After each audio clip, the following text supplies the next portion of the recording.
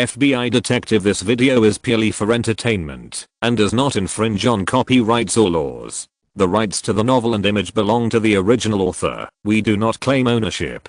Don't like waiting and want to listen to this fanfic in full now? Subscribe to our Patreon, where you'll find the best fanfics. Chapter 501. Lassie gets into a car accident. Strange new situation. The sudden situation on the phone scared Mona, Michelle Winslow and Chanel, and Roan's face changed. "Lassie, how are you?" "Lassie?" Roan shouted several times in a row, but no one answered on the other end of the phone. "Fouquet." Roan's face was gloomy, looking at Winslow, and asked, "What did the FBI Las Vegas branch and the local police say?" Winslow frowned and replied, "They are mobilizing people, but it will take some time." Mona's face was immediately full of dissatisfaction. "By the time they get the people, the robbers will have run out of Nevada." Roan suppressed Mona's words and said seriously, "Tell them to send someone to check on Lassie first." "Understood." Winslow continued to communicate, and at the same time, Michelle hung up the phone in her hand, looked up and said loudly, "The small plane is ready.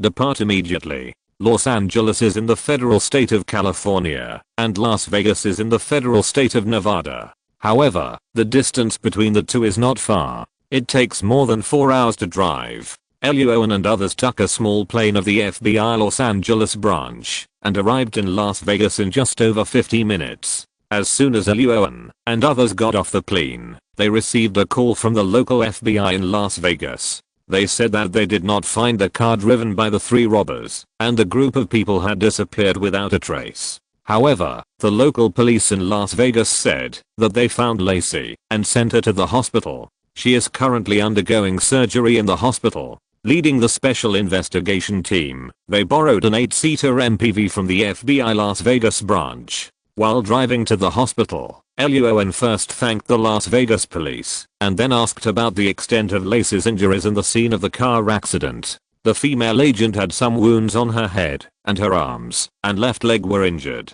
The sheriff on the other end of the phone was quite nice and explained, after preliminary judgment, the cause of the accident was that when the female agent was driving fast, someone shot and blew up the front tire of the car. The female agent subconsciously tried to straighten the car, but opposite her, there was a car driving fast, and the front wheel of that car was also blew up by bullets, so the two cars collided with each other. At this point, the sheriff said that Lassie's driving skills were good. Judging from the obvious black tire tracks left on the road at the scene, Lassie's reaction was very fast, and she quickly used the unmanned co-pilot seat to hold up the car that was also out of control. But the owner of the out-of-control car obviously had average skills. Not only did he not react, he even stepped on the wrong accelerator, directly hitting Lassie's car sideways, and then hitting it against the street lamp, causing Lassie to be forced to get injured by being attacked from both sides. "Okay, thank you." After hanging up the phone, Roan closed his eyes and lowered his head to think. Mona, who was beside him, was slightly relieved to learn that Lassie had been sent to the hospital. Winslow thought of something and said in a concentrated voice, "So, the three guys who kidnapped Coughlin have accomplices." The accomplices discovered that Lassie was following them and then blew up her car tires to prevent her from continuing to follow them. Chanel shook her head and retorted, "Lassie said before that, because of the tracker, there was a long distance between her and the Buick sedan driven by the three men. With such a long distance, coupled with Lassie's tracking technology and cautious habits, it was impossible for the three men to find Lassie." Michelle was full of confusion. "You mean, the person who fired the shot was not an accomplice of the three robbers?" Mona's expression was stern. "Is there a third party?" The few of them looked at each other, and finally all turned their heads and turned their gazes to Roan beside them. After a few seconds of silence, Roan narrowed his eyes and said seriously, "The original tracking and positioning device in Lassie's hand was damaged because of the car accident just now, so we will go in two directions next. Winslow, Chenia, you will go to the scene of the car accident with me later to check the surveillance and other situations to see if we can find the guy who shot the tires. The other party fired 2 shots in a short period of time and blew up the tires of 2 high-speed cars. Whether the other party has 2 people or 1 person, their shooting skills are definitely extraordinary. Be careful at that time. If you find something wrong, remember to ask for help first. Understood. Winslow and Chenia nodded heavily. Roan then looked at Mona and Michelle and said, Michelle, you two go to the hospital to wait and take care of Lassie. If Lassie remembers the license plate number of the car, Mona, you use the computer to try to find them. No problem. Mona and Michelle nodded in agreement. The MPV arrived at the hospital first. The two got out and hurried to the operating room where Lassie was. Chanel stepped on the accelerator and took Roan and Winslow to the scene of the accident to investigate. Because the accident happened on the main road, in order not to delay traffic, the accident scene was cleaned up soon, and the two damaged cars were pulled to the FBI's site. When Roan and the other two arrived at the scene of the accident, it was already 7 o'clock in the evening. Under the illumination of the streetlights, the tire tracks on the road were very eye-catching.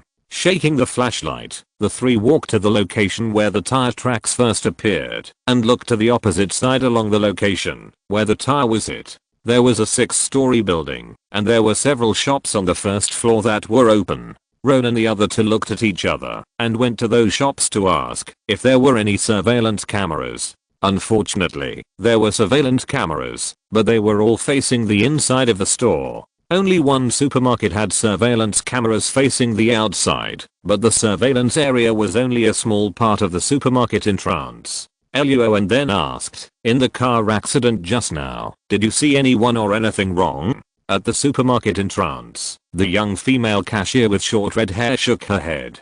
Seeing this, Luo An took out $20 from his pocket. The cashier took the dollar and stuffed it into the pocket behind her buttocks. She raised her hand and pointed to a street lamp not far away. While chewing bubble gum, she said, 1 or 2 minutes before the accident, a black Ford car drove up quickly and stopped suddenly under the street lamp. A man who was about the same height as you and had a similar figure as you got out of the car with a mask and a hat. He held a pistol in his right hand and 2 things that should be mineral water bottles in his left hand.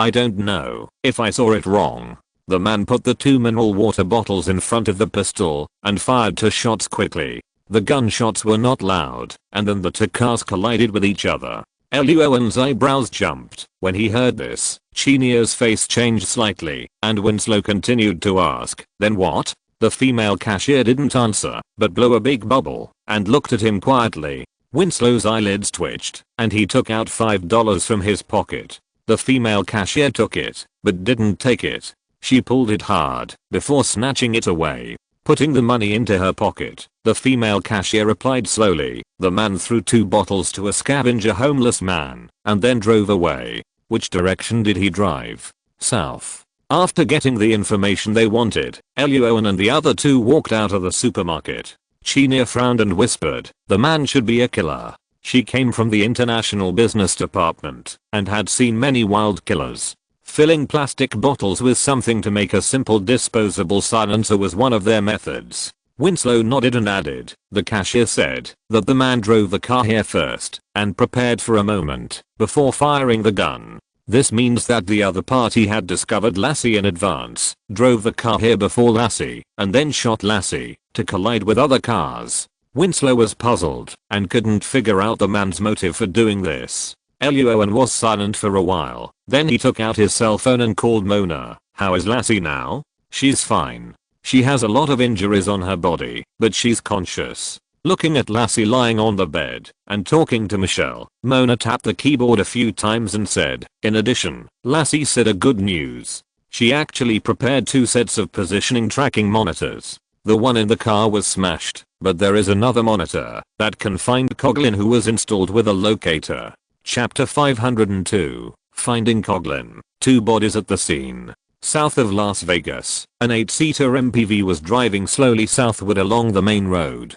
In the hospital far away, Lassie was lying on the bed with bandages wrapped around her body, and Mona was sitting beside the bed, typing on the keyboard to investigate the surveillance video. Michelle had just gone to Lassie's residence for the past few days to get the second positioning display and was currently returning to the hospital. Lassie's mental state was okay. She asked Mona to help her adjust the pillow, found a more comfortable position, and began to briefly describe her findings in the past few days on the phone. Roan, I suspect there is something wrong with the amount of money robbed in this bank robbery. Lassie shook her neck slightly and hummed. The data given by the bank is that they were robbed of about $3.5 million in cash. As for the metal cabinets that were robbed, about 2/3 of the people did not show up afterwards, so the bank did not know how much those things were worth, and finally only gave a figure of about $3 million.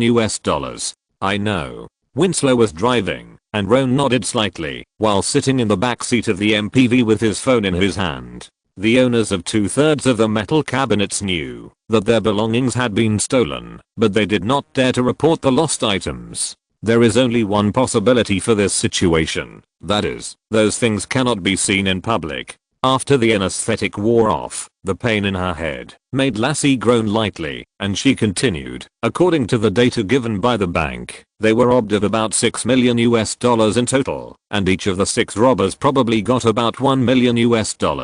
I carefully calculated Coughlin's expenses in the past few days. He lost nearly $500,000 in the casino. In addition, he stayed in luxury hotels, met different women every night, and rented luxury sports cars. These expenses added up to more than $700,000.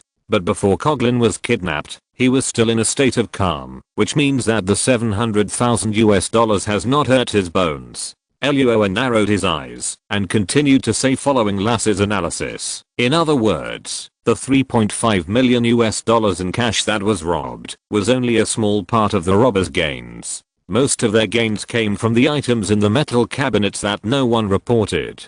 After Luo An finished speaking, Chinia next to him moved his eyes slightly and put forward her own guess. The 3 people who kidnapped Coughlin and the person who blew up Lassie's car tires. Could they be the owners of those metal cabinets? They lost a large amount of money that was too shameful to be seen, so they began to investigate the bank robbers privately and finally found the somewhat ostentatious Coughlin. There is indeed such a possibility, but Luo An nodded in silence for a while and then slowly shook his head. In 1971, a bank robbery that shocked the whole country occurred in London, the capital of Great Britain, which was almost the United Kingdom, and almost had Northern Ireland. A group of robbers dug a tunnel to sneak into the bank vault and stole a large amount of cash and jewelry. In that bank vault, there was also a team of shameful secrets hidden, such as royal sex scandals, murders, and political corruption transactions. After this incident, people in the upper class of many countries no longer stored those shameful things in banks, but spent a high price to buy safes to hide them themselves. This incident was later adapted into a movie and released in many countries in the Western world. The main actor was a bull diving athlete. Wait a minute. Luo An's eyes moved slightly, and he suddenly remembered the release time of the movie. It seemed to be the same year as the Olympic Games held in a certain eastern country, that is, 2008. The current time is 2006, and the film may not have been approved yet. Some of the newly rich people in the Federation, as well as the middle and lower classes, basically don't know about the bank robbery that happened decades ago, so they may still store some shameful things in the bank's metal cabinets. Thinking of this, Luo An frowned. Could this really be the reason why Coughlin was kidnapped? Just as Roan was thinking about the clues, Mona's excited voice suddenly came from the phone. Roan, Michelle has taken the positioning display back. Very good. Roan threw the guess in his mind aside and asked, where is the location? Wait a minute. Mona on the other end of the phone started to fiddle with the display. After more than 10 seconds, she answered loudly, it's in Clark County, south of Las Vegas. You need to drive about 20 minutes to get there. That means it will take 10 minutes. Roan grinned and patted Winslow on the shoulder to indicate that he would drive instead. At the same time, he said to Mona, contact the SWAT team and ask them to go there and block the area where the location is. Understood. Mona on the other end of the phone answered loudly, and Roan also sat in the driver's seat, stepped on the accelerator to the bottom, and the 8-seater MPV rushed forward like a tiger. Clark County, located in the southeast of Las Vegas, is a satellite city of Las Vegas in terms of function. It is mainly to provide a lower-rent residence for people who work in Las Vegas, but cannot live there due to the high rent. 11 minutes later, the MPV successfully arrived at the area indicated by the positioning. This is the outer suburb of Clark County, where abandoned factories and a small number of homeless people gather. The MPV stopped at the side of the road, and several homeless people in the distance immediately cast various looks. As Luo An and the other two got out of the car, they saw that they were holding rifles in their hands, pistols on their waists, and bulletproof vests on their chests. The 3 English letters FBI were written on the bulletproof vests. The eyes of these restless homeless people instantly regained innocence, and many of them turned around and left quickly with an expression of "I'm just passing by." Glancing at these homeless people, Luo An took Winslow and Shinya and hurried to the abandoned building where the positioning device was located. The 3 of them took their weapons and followed Mona's instructions. They went up the stairs carefully and soon arrived at the 3rd floor, where the positioning device was located. His nose moved slightly and smelled a strong smell of blood. Luo An frowned and waved his hand to signal Winslow and Shinya to surround them from the side. After counting down to 2, the 3 of them rushed into the room where the positioning device was located. This is a very large room. Judging from the structural layout, this should have been a company's work area. At this time, this area was empty. The tables, chairs, benches, etc. had long been emptied by the homeless. There was only dust and a few abandoned wooden boards in the huge area. In the center of the room, a person who had not breathed was lying on the ground. His nose and face were swollen. 4 of the 5 fingers on his left hand were cut off. His left foot was smashed to pieces by a hammer-like object. His right arm was cut off from the middle and thrown far away. There was an X-shaped knife wound on his chest that was deep enough to see the bone. There was a large piece of blood flowing under his body. Fouquet. Seeing clearly that the dead man was Coughlin, Winslow cursed in a low voice. Shinya looked ugly. It seems that the 3 kidnappers have probably obtained the information they want. It is not difficult to see from the scene that Coughlin had experienced cruel torture before his death.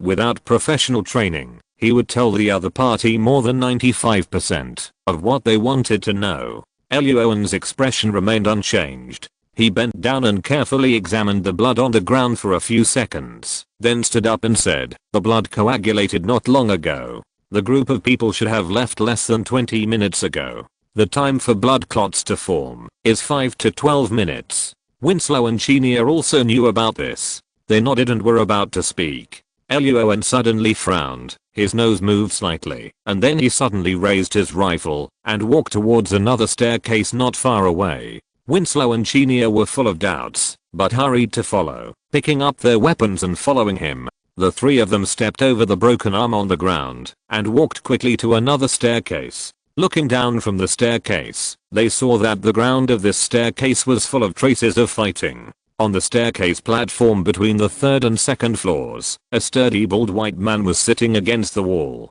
There was a deep wound on the aorta of his neck. The blood was flowing and soaking his clothes and the surrounding ground. His eyes were wide open, and he died with his eyes wide open. Chapter 503 The Identities of the 3 Kidnappers. Prepare for action. Winslow and Chenille looked at Roan in astonishment, not understanding how he discovered the abnormality here. Roan walked to the platform and carefully examined the messy footprints and broken glass on the ground for a moment, frowning slightly. It seems that Mona's previous speculation was correct. The guy who shot Lass's car tire with a gun should be a third party. Shinya briefly examined the bald man's body, turned back to look at Roan, and said seriously, "The body did not resist violently before his death, or he didn't react at all, and his aorta was cut directly. The killer is very powerful." Winslow put away his weapon and thought for a while, and concluded, after the killer shot Lass's car tire, he immediately drove to chase the 3 kidnappers. But he was still a step too late. When he arrived here, the 3 kidnappers had already obtained the information they wanted from Coughlin and killed Coughlin. The killer probably also wanted to get some clues from Coughlin, so he and the 3 kidnappers had a conflict at this staircase.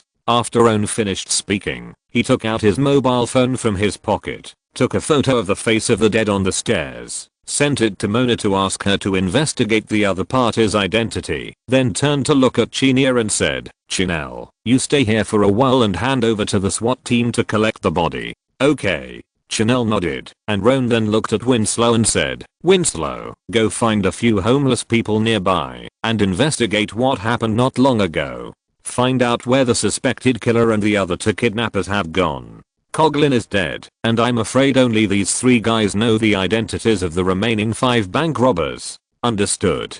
Winslow nodded heavily, turned around and walked quickly down the stairs. Luo An then carefully examined the 2 bodies and found no identification or cell phones. At this moment, Mona's voice rang from the communicator on his chest. Luo An, I have found out the identity of the second deceased on the stairs. Who is he? A wanted criminal. In the hospital, Mona sat beside the bed, staring at the words on the computer screen, and introduced. His name is Francisco. He is 38 years old. He is charged with arson, theft, car racing, kidnapping, fraud, first-degree murder, illegal possession of weapons, assaulting police, and trafficking in terrorism. He is one of the interstate wanted criminals recorded in the FBI system. Luo An's mouth twitched. This was the first time he had met someone with so many charges since he came to the Federation. Mona on the other end of the communicator continued. The FBI system shows that Francisco's last known identity was in Oregon a week ago.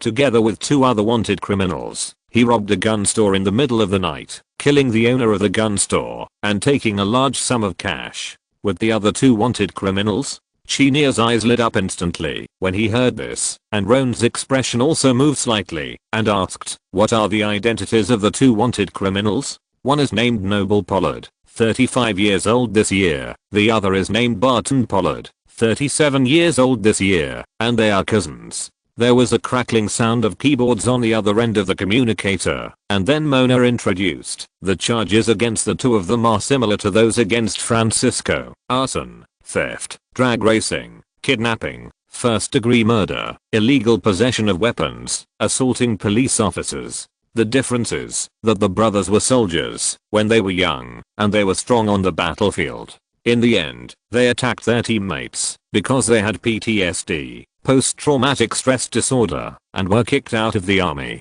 Okay. After Mona finished her introduction, Luo An nodded. It seemed that the 2 brothers were the ones who tortured Coughlin with so many cruel methods. After turning off the communicator, Luo An just walked down the stairs and saw Winslow walking over quickly. He said in a hurry, Luo An, I found the whereabouts of those 3 people. Winslow spoke quickly and said that he had just gone to the neighborhood and found a few homeless people who had peeped at their MPV car before. He held $2 in his left hand and a pistol in his right hand, and the homeless people confessed everything. The homeless people said that there was a burst of fierce gunfire in the building not long ago, and then a black SUV followed a black Jeep to the south. The homeless people did not see the license plate numbers of the 2 cars, but they said that the 2 cars were easy to find because there were many bullet holes on the back of the 2 cars. Very good. Chenille stayed in the building. Winslow sat in the passenger seat, and Roan opened the door and sat in the driver's seat of the MPV.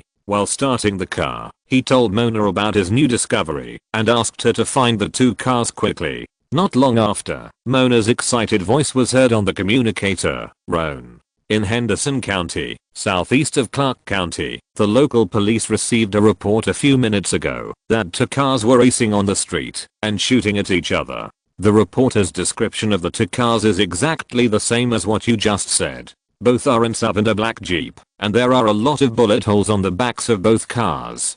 Good. Roan stepped on the accelerator of the MPV and drove forward quickly while saying, contact the local police department in Henderson County, briefly describe the situation of the wanted brothers and the 3 suspected killers, and ask them to help intercept them. In addition, contact the SWAT team and ask them to send a team to Henderson County to join us in arresting the 3 guys. Understood. After the communicator was hung up, Mona and Michelle immediately began to contact other law enforcement agencies according to Roan's orders. Henderson County is not far from Clark County. If Clark County is a satellite city of Las Vegas, then Henderson County is also a satellite city of Las Vegas. Unlike Clark County, which is for migrant workers, Henderson County is mainly inhabited by the middle class. The crime rate is neither high nor low, and it is above average in the federal territory. But today, a big news happened in this city. 2 cars roared through the highway outside the county, and even drove and shot at each other, which frightened many residents.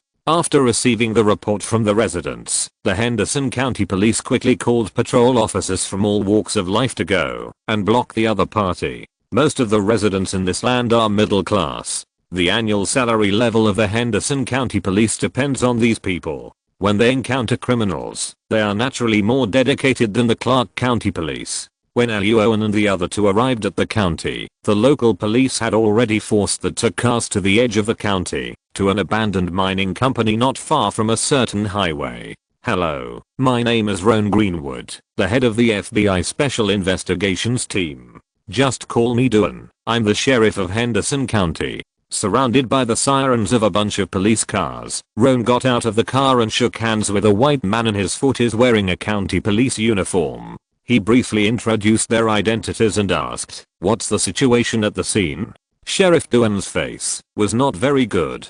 He pointed to 5 or 6 police cars not far away and said, "That group of people is very powerful. 2 of our police officers were injured. In addition, there are some abandoned mines a few hundred meters behind this mining company. Those mines are older than my father. Where are they connected to, and which exits there are? No one here can tell for sure." As Sheriff Duan finished speaking, Winslow's face suddenly darkened. Ron was silent for a moment, borrowed a loudspeaker from the police officer next to him, and shouted a few words loudly towards the factory. No one answered, as if there was no one there. Soon, a fully armed SWAT team finally arrived here. Ron and Winslow quickly put on their weapons and equipment, ready to carry out operations with the SWAT team. Boom. At this moment, a deafening explosion suddenly came from the distance. Then, in the shocked eyes of everyone, a big hole appeared in the corner of the factory building. Under the chain reaction, this factory building, that had been abandoned for many years, collapsed little by little into ruins.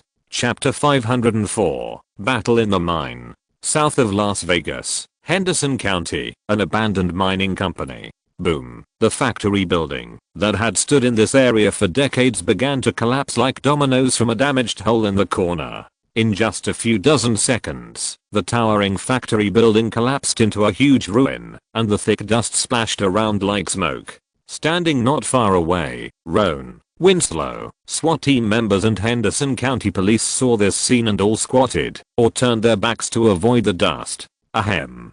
The dust cleared, and the Henderson County Police stood up. Sheriff Dunn coughed a few times, looking at the ruins in the distance, and guessed, "Those 3 guys are not buried in the factory, right?" "Maybe." Ron, who had changed his equipment, replied casually. He felt that this possibility was not high. Seeing that Winslow had also changed his weapons and equipment, Ron waved his hand and shouted, "Action." As soon as the voice fell, the 9 SWAT team members next to him immediately raised their explosion-proof shields, carried their weapons, and walked quickly to the location of the collapsed factory. Ron and Winslow followed closely behind. The ruins formed by the collapse of the factory were quite large, but the SWAT team members did not conduct a search in the ruins. Instead, under Ron's order, they went straight to the place where the explosion just happened. Arriving at the designated location, the SWAT team members began a simple search around. Ron put away his weapons, walked to the ruins, and lifted a large piece of iron sheet, and found that there were many black bricks inside. "This is one of the pillar structures of the factory." Winslow walked forward, took a look, and said in a deep voice, "The factory has been abandoned for too long, and many structures are aging. They collapsed when they were blown up.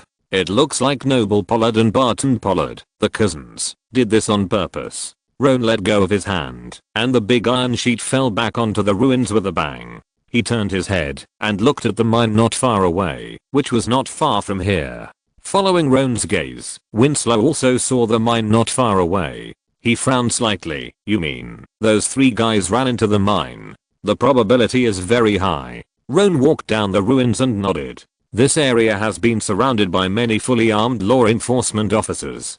Hiding in the factory is just waiting to be killed. As long as the factory is blown down, they can use the cover of the thick dust just now to run into the mine not far away and then wait for an opportunity to escape." Ron simply put himself in their shoes and thought about it. If it were him, he would also make this choice. Leaving the huge factory ruins to be searched by Sheriff Dunn and the Henderson County police officers, Ron picked up his weapon again and went to the mine not far away with the SWAT team members. When talking with Sheriff Dunn just now, Roan learned that these mines appeared earlier than the city of Las Vegas. Henderson County was originally a town derived from the mining industry.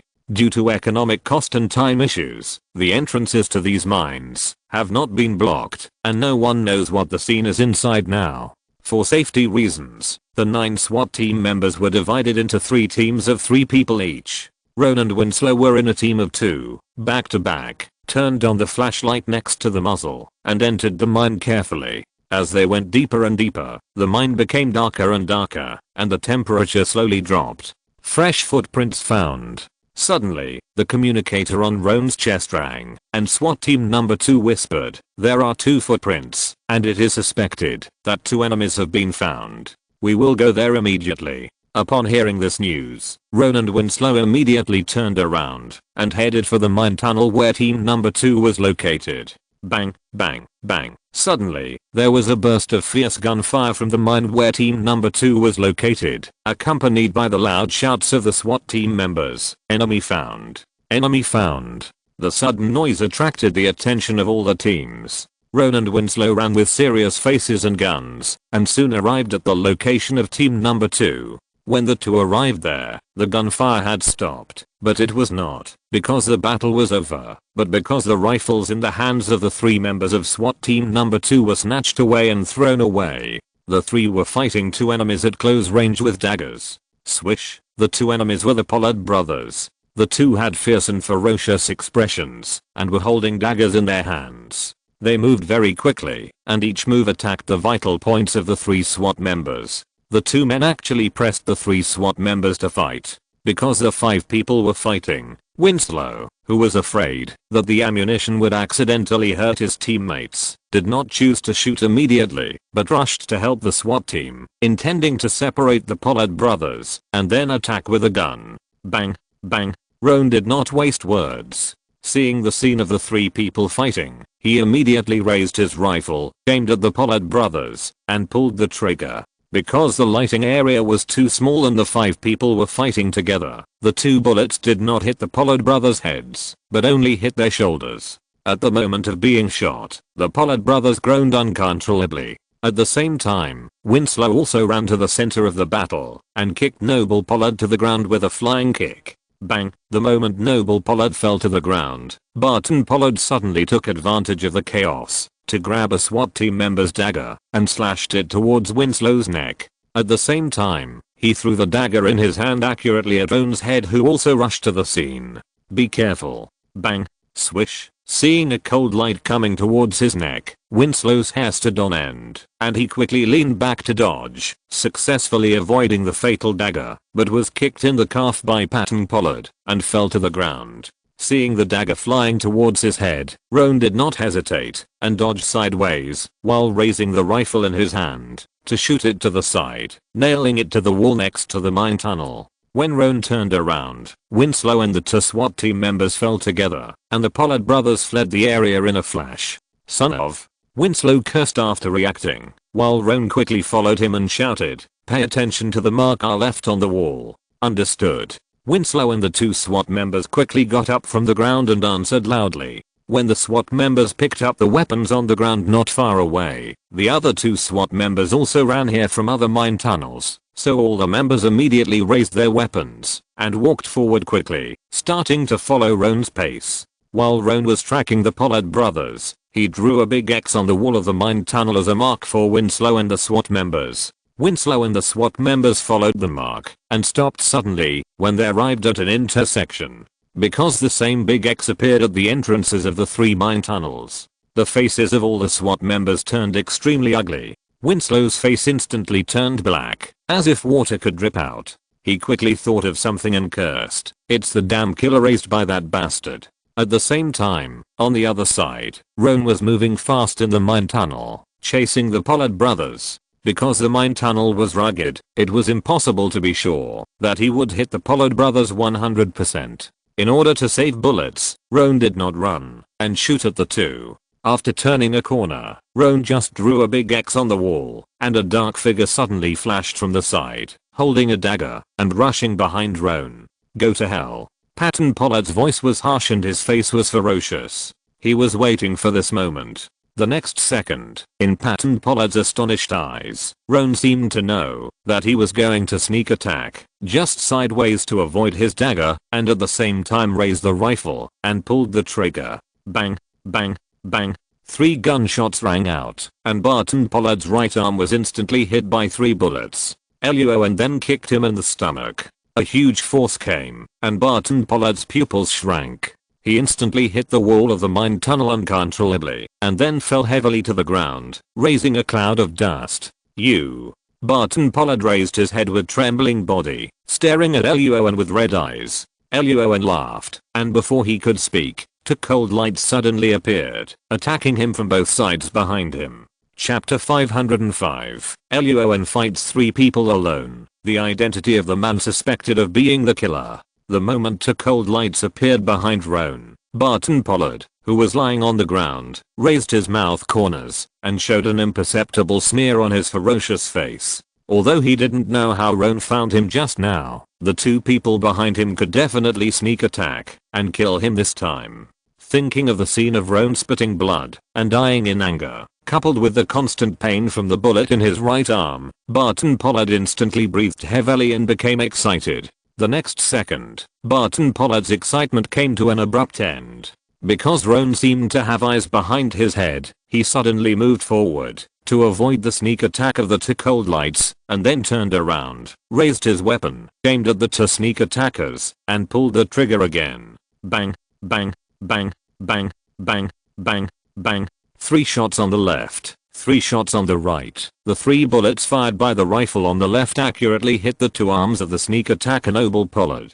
Of the 3 bullets fired from the right, 2 missed, and only 1 hit the left arm of a middle-aged white man wearing a black coat and a crew cut. Noble Pollard and the middle-aged man were shocked when they were shot. They didn't understand why Roan reacted so quickly, and they didn't understand how Roan found them. But now was not the time to ask questions. Noble Pollard and the middle-aged white man looked at each other and raised the dagger to stab Roan again. Roan's face sank slightly, and he raised his rifle again to fight back. Suddenly, Barton Pollard, who was lying on the ground before, rushed up from behind, hugged Roan tightly, and raised the muzzle of Roan's gun upwards with desperate efforts. Bang, bang, bang. All 3 shots missed and hit the top of the mine tunnel. Noble Pollard also rushed to Roan's side, not only grabbed the rifle, but also cut Roan's throat with the cold dagger, and the dagger in the middle-aged white man's hand also stabbed Roan's lower abdomen. Barton Pollard, who was holding Roan tightly, sneered at the scene. Roan's mind turned quickly, and he quickly loosened his hand holding the rifle, tilted his head to avoid the dagger in Noble Pollard's hand, and then turned his body directly, using Barton Pollard behind him as a shield, blocking the middle-aged white man's dagger. Puff, the sound of the weapon piercing the body came, and Barton Pollard's face froze instantly, and the middle-aged white man's dagger pierced into his body. Fuck. Barton Pollard was furious, and before he could finish his curse, a familiar huge force came. Roan grabbed Barton Pollard's arm, threw him out, and knocked Noble Pollard down, and then Roan swept a whip kick, kicking the middle-aged white man back several steps. Motherfucker.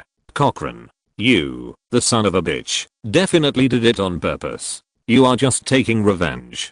Barton Pollard, lying on the ground, stared at the middle-aged white man and cursed. The middle-aged white man covered his stomach, which was extremely painful, after being kicked by Roan, and showed an ugly smile. Don't say these useless things. The most important thing is to get rid of the common enemy first, isn't it? Barton Pollard continued to curse. Noble Pollard helped him get up from the ground, then aimed the rifle he had just snatched at Roan, and sneered. Do you have any last words to say? Damn FBI. Not a last word, because the gun has no bullets. Roan grinned and shook the rifle magazine in his hand. Just now, he found that the other party was about to grab the gun, so he took the rifle magazine back first. Fouquet. Noble Pollard saw this scene, his face suddenly darkened, and he threw the rifle to the side while cursing Roan. Next to him, Barton Pollard's face changed, and he took out a pistol from his waist. This was the pistol he had just stolen from Luo An's waist when Luo An wasn't paying attention. He lowered his head and took a closer look, and sure enough, there was no magazine. X3. Seeing Barton Pollard's face as dark as death, and his expression of wanting to bite himself to death. Roan grinned and felt a little embarrassed, because I was worried that the weapon would be taken away. I first removed the bullets from the pistol magazine and the barrel. You **% Hearing this, the Pollard brothers cursed even louder, but Roan pretended not to hear it. He turned his head and looked at the middle-aged white man next to him and asked, "Your name is Cochran?" That's his fake name. Without waiting for Cochran to answer, Patton Pollard bent down and rummaged through his pockets while answering. "He is the guy who killed our teammates." Roan's eyes moved and asked, "Why did you two brothers in Francisco kidnap Coughlin? Can you tell me?" And, "Cochran, who are you? You've watched too many movies, Mr. FBI." Patton Pollard sneered, took out 2 syringes from his pocket, and said, "Do you think we will be like those brainless villains in the movies, answering whatever you ask?" As he said that, Barton Pollard handed one of the 2 syringes to Noble Pollard next to him, and then the 2 of them took off the caps and suddenly inserted the needles into the muscles next to the bullet. Luo An was very sure that there were no biological weapons or biological agents in this world. Suddenly he thought of something and frowned. "Adrenaline? Guess." The Pollard brothers answered with a sneer. Seeing the 2 of them start to shake and breathe faster after the injection of the agent, Luo An breathed a sigh of relief. He knew the reaction of the human body after using adrenaline, and the reaction of the Pollard brothers was exactly the same. Luo An immediately threw away some ideas in his mind and put down the big stone in his heart. After injecting adrenaline, the veins on the necks of the Pollard brothers bulged, and the pain of being hit by the bullet was suppressed a lot. "Kill him." The 2 brothers threw a look at Cochran next to them, roared, and rushed towards Luo An with a dagger. "Mr. Agent, I made more marks next to the marks you made before. Believe me, your teammates won't be able to save you in time." The guy whose name seemed to be Cochran was not an easy person to deal with. He shouted a few words to oppress Luo An's psychological defense, hoping that Luo An would show a flaw in the next battle, and then he joined the battle with a dagger. However, Luo An was not panicked, because he had always turned on emotional perception in his mind. He just discovered the sneak attack of the 3 people with it, and now he also felt the emotions of Winslow and others with it. They were not far away from here. Facing the 3 enemies who rushed up with murderous intent, Luo An snorted coldly, a cold light flashed in his eyes, and reached out to take out the dagger from the pocket beside his thigh. Instead of retreating, he rushed forward directly. Ding, ding, ding, bang, bang, bang. For a moment, the dim mine tunnel, which was not large and only illuminated by the weak light of the flashlight on the front of the rifle, was filled with the sound of metal clashing with daggers and the muffled groans of flesh colliding. Because of adrenaline, the Pollard brothers exchanged injuries. Their eyes were red, and they attacked Roan frantically without caring about their lives. Swish. He couldn't dodge in time. A cold light flashed, and Roan's left arm was cut. He kicked Barton Pollard away, felt the pain of the wound, and saw the red blood flowing from the wound. Roan's eyes were colder, but a smile appeared on his face. He picked up the dagger and rushed into the battlefield again. Roan's angry heart was beating wildly, and his attack speed and strength were a level higher than before. The Pollard brothers and Cochran became more and more frightened. Their pupils shrank, and their faces were full of ghostly expressions. Because they found that after Roan became familiar with the moves of the 3 people, he actually started to suppress the 3 of them alone. The Pollard brothers' lips were trembling, but they continued to attack Roan despite the wounds on their bodies. Cochran was so anxious that he didn't want to fight Roan anymore. He tried to escape several times, but was always pulled back to the battlefield by Roan. "Roan, they are here." At this moment, Winslow and a group of SWAT team members suddenly appeared not far away, and the Pollard brothers and Cochran were both startled. Taking advantage of the moment when the 3 were distracted, a dazzling white light flashed in the dagger in his hand. Roan's figure flashed like a ghost. In the blink of an eye, he cut the tendons of the Pollard brothers' hands and feet, and kicked them to the ground. Cochran, who was terrified, tried to escape, but Roan kicked him hard in the waist with a familiar whip kick. Under the terrifying force, Cochran directly hit the wall uncontrollably. Roan moved to his side and raised the dagger. Cochran, who was in so much pain that he couldn't stand up, felt as if he had fallen into an ice cellar and his soul was trembling. He suddenly shouted loudly, "I'm from the CIA.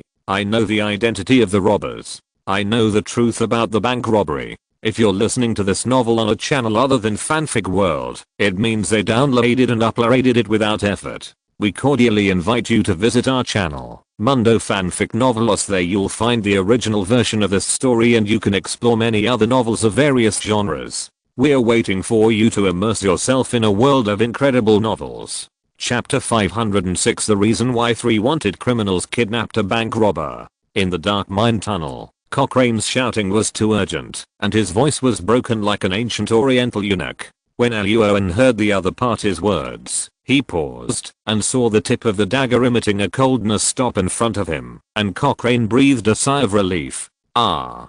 The next second, a white light flashed, blood spurted, and Cochrane's pupils suddenly shrank and screamed, because Luo An still used the dagger to cut the tendons of his left wrist. Fouquet. Cochrane, who was in severe pain and well aware of the consequences of having his tendons cut, stared at Roan with red eyes and cursed. I told you, I'm the CIA. Why are you still? Because I don't believe you. Roan picked up the dagger and wiped the blood on Cochrane's clothes, grinning and showing a smile that he thought was amiable. Since you said you know the identity of the robbers and the truth about the bank robbery, then make these things clear first. Also, how do you prove that you are the CIA? Why did the CIA intervene in this bank robbery? *%.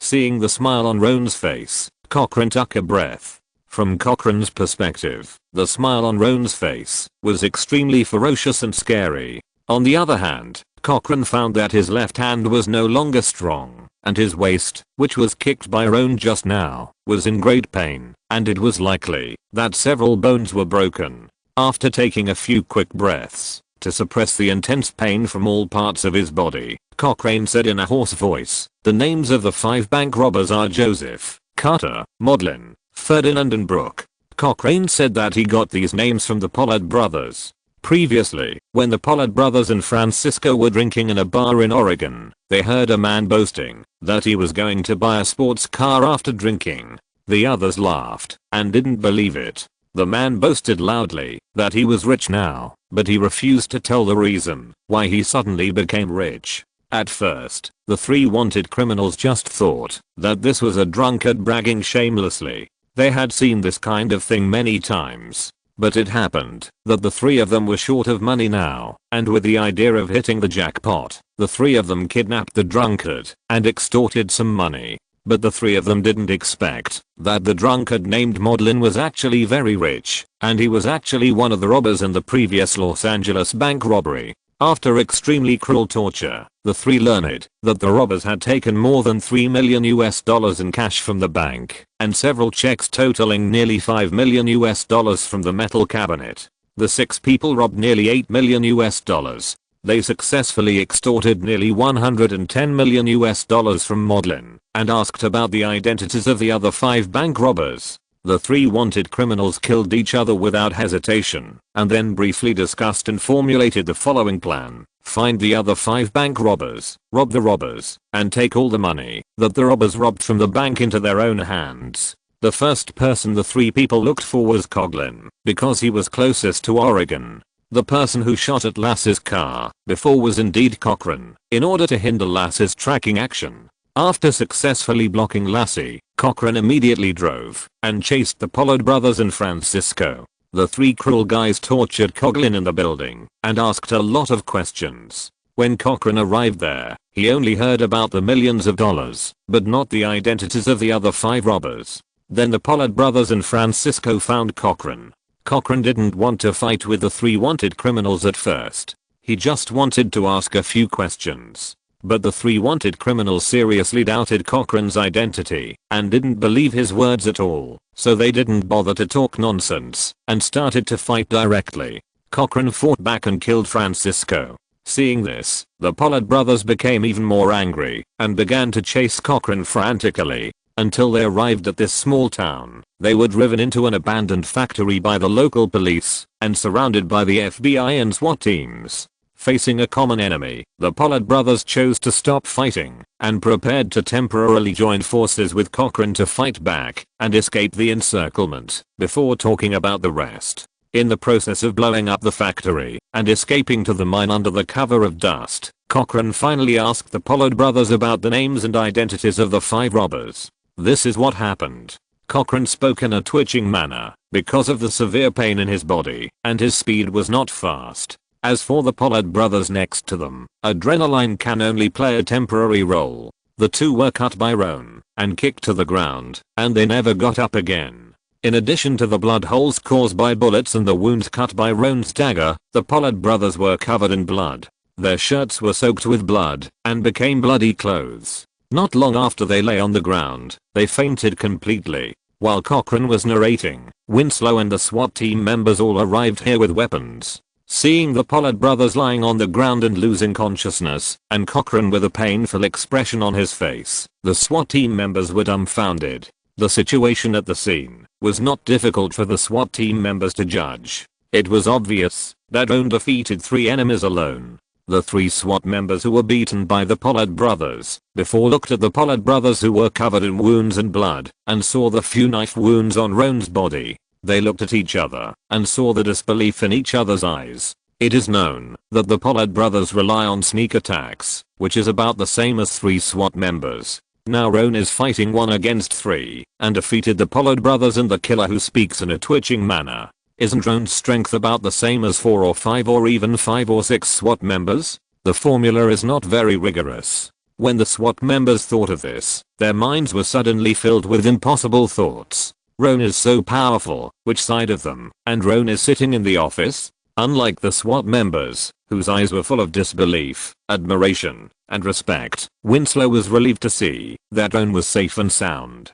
The scene around him also shocked Winslow, but he quickly suppressed his excitement, walked quickly to Roan's side, aimed his gun at Cochran, and asked seriously, "Roan, how are your wounds?" "Nothing." Roan smiled slightly. The wounds on his body did hurt a little, but the number was not large and not deep, and it was within the tolerable range. "Hurry up and pull those 2 guys out." Roan waved his hand, signaling Winslow and others to quickly take the Pollard brothers lying in a pool of blood out of the mine. If he remembered correctly, the brothers had committed many crimes and killed many people. In addition, they had been on the run and had not been caught, so they had several wanted orders in the FBI internal database, and the reward amount was not small. Okay. Several SWAT team members suppressed the shock in their hearts, looked at Roan deeply, quickly put away their weapons, carried the Pollard brothers, and started to walk out. And me. Seeing this scene, Cochran raised his hand and made a sound, indicating that he could still be rescued.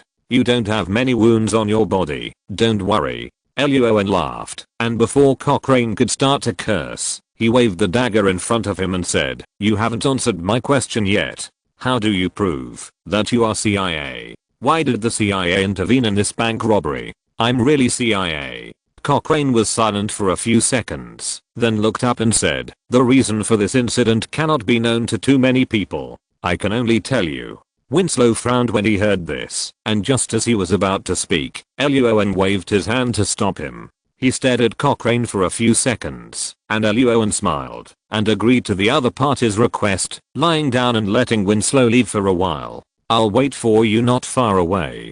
Winslow glanced at Cochran coldly, and put away his weapons with several SWAT team members and walked away. After everyone left, Luo An spread his hands. "Okay, you can talk now." Cochran took a few deep breaths, and began to briefly describe the reason why he intervened in this case. Luo An listened for a moment, and the smile on his face became more and more intense. "Because except for the first sentence I'm CIA, which is true, 60% of Cochran's subsequent words are lies or half-truths." Chapter 507 Cochran's True Identity, The Eyes That Steals the Case. According to Cochran's description, the metal cabinet of the First Republic Bank in California was a safe house for a certain CIA operation group to store passports, weapons, cash, etc. It didn't matter that the cash and weapons were stolen, the key was the passports. Cochran said that the numbers on those passports were all real and recorded numbers, and they only lacked the corresponding photos and personal information. As long as the photos and personal information were put on the passports and confirmed through a certain website, these fake passports would have an 80% chance of passing the federal and most countries' customs real passports. Upon learning that the First Republic Bank in California was robbed, the superior of a certain CIA operation group was extremely angry and immediately sent Cochrane out, asking him to find out the identities of the 6 robbers and take back the blank passports from them. Cochrane took a deep breath and apologized to Roan with a sincere face, saying that the reason he attacked Lassie before was because he was worried that she would hinder his actions and he had to do it. This was something he did wrong.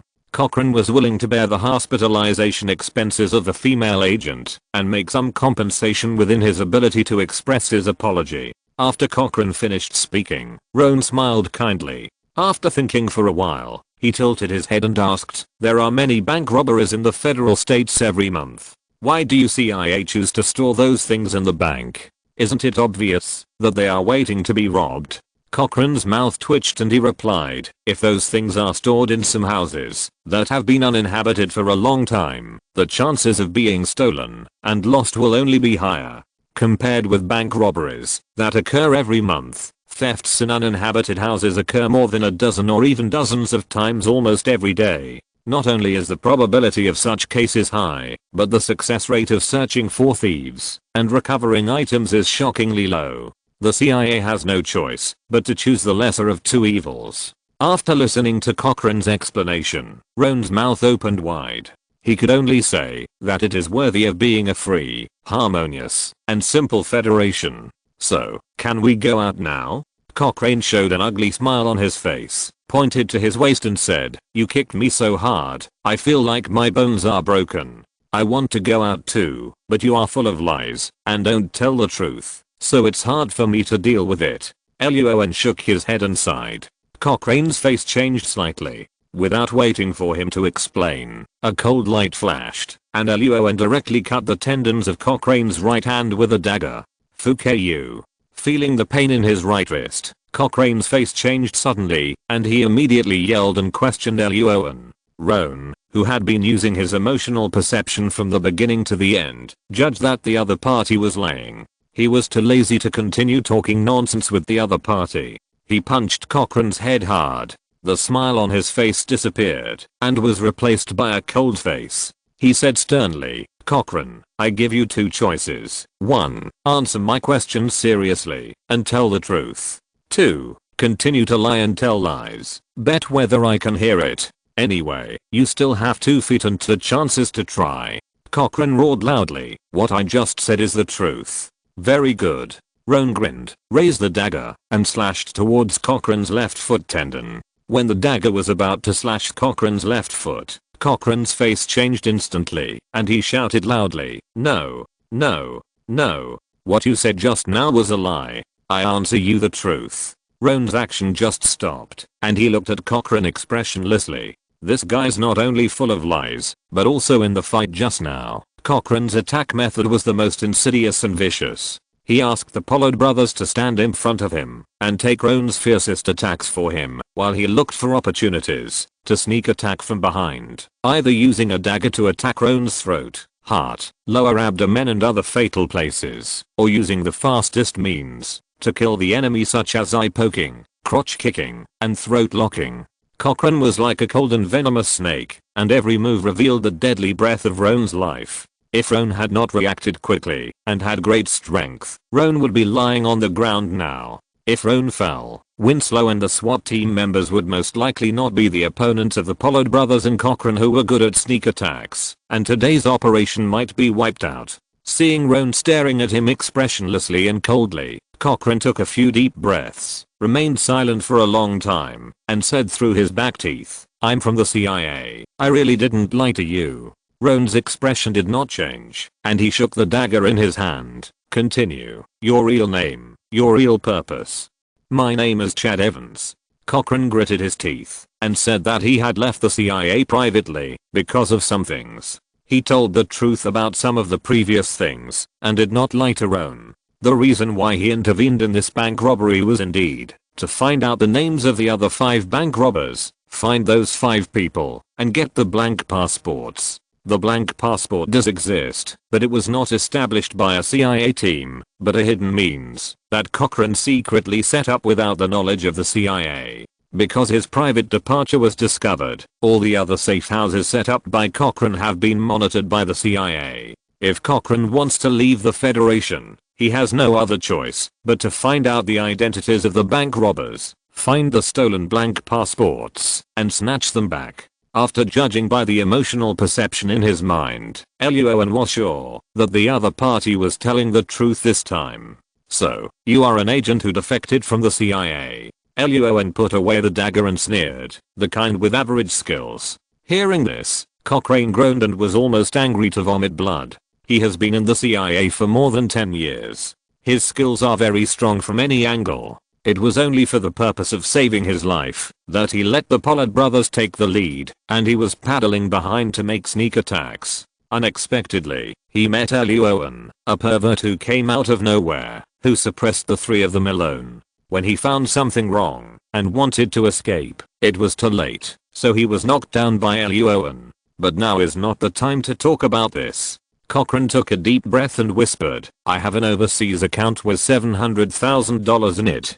Mr. FBI, if you let me go, the money will be yours. Luo An's eyes lit up when he heard this and he grinned. Are you sure? Of course. Seeing the smile on Luo An's face, Cochrane let out a long breath, suppressed the pain, and squeezed out a smile. Don't worry, Mr. FBI, the money will definitely. Swish, bang. Cochrane had just said half of his words when a familiar white light flashed before his eyes, and then a familiar pain instantly came from his ankles. Cochrane's tendons were cut, and his eyes widened immediately. Without waiting for him to say anything, Luo An quickly stood up and kicked Cochrane in the head, knocking him unconscious. Come on, some people. Looking at Cochrane lying on the ground, Roan said in a blank expression, take this guy out. Understood. Hearing Roan's shout, several SWAT team members immediately carried the unconscious Cochrane out of the mine. Winslow also took a simple bandage to help Roan deal with his wounds. Thank you. After walking out of the mine, Roan patted Winslow on the shoulder and thanked him, then took out his cell phone and called Mona. The second robber, the drunkard Modlin, and the gambler Coglin have been killed by 3 wanted criminals. There are only 4 left of the 6 bank robbers, namely Joseph, Carter, Ferdinand and Brooke. Roan described the information he had just learned from the interrogation and asked Mona to investigate the situation of these 4 guys. No problem. In the distant hospital, Mona nodded heavily, her 10 fingers flying on the keyboard for a moment, and soon found the information of the 4 guys and their current location according to the information provided by Roan. Just as Roan was about to ask Mona to take the next step, 3 white men in black suits suddenly walked through the Henderson County Police and the SWAT team and walked up to him.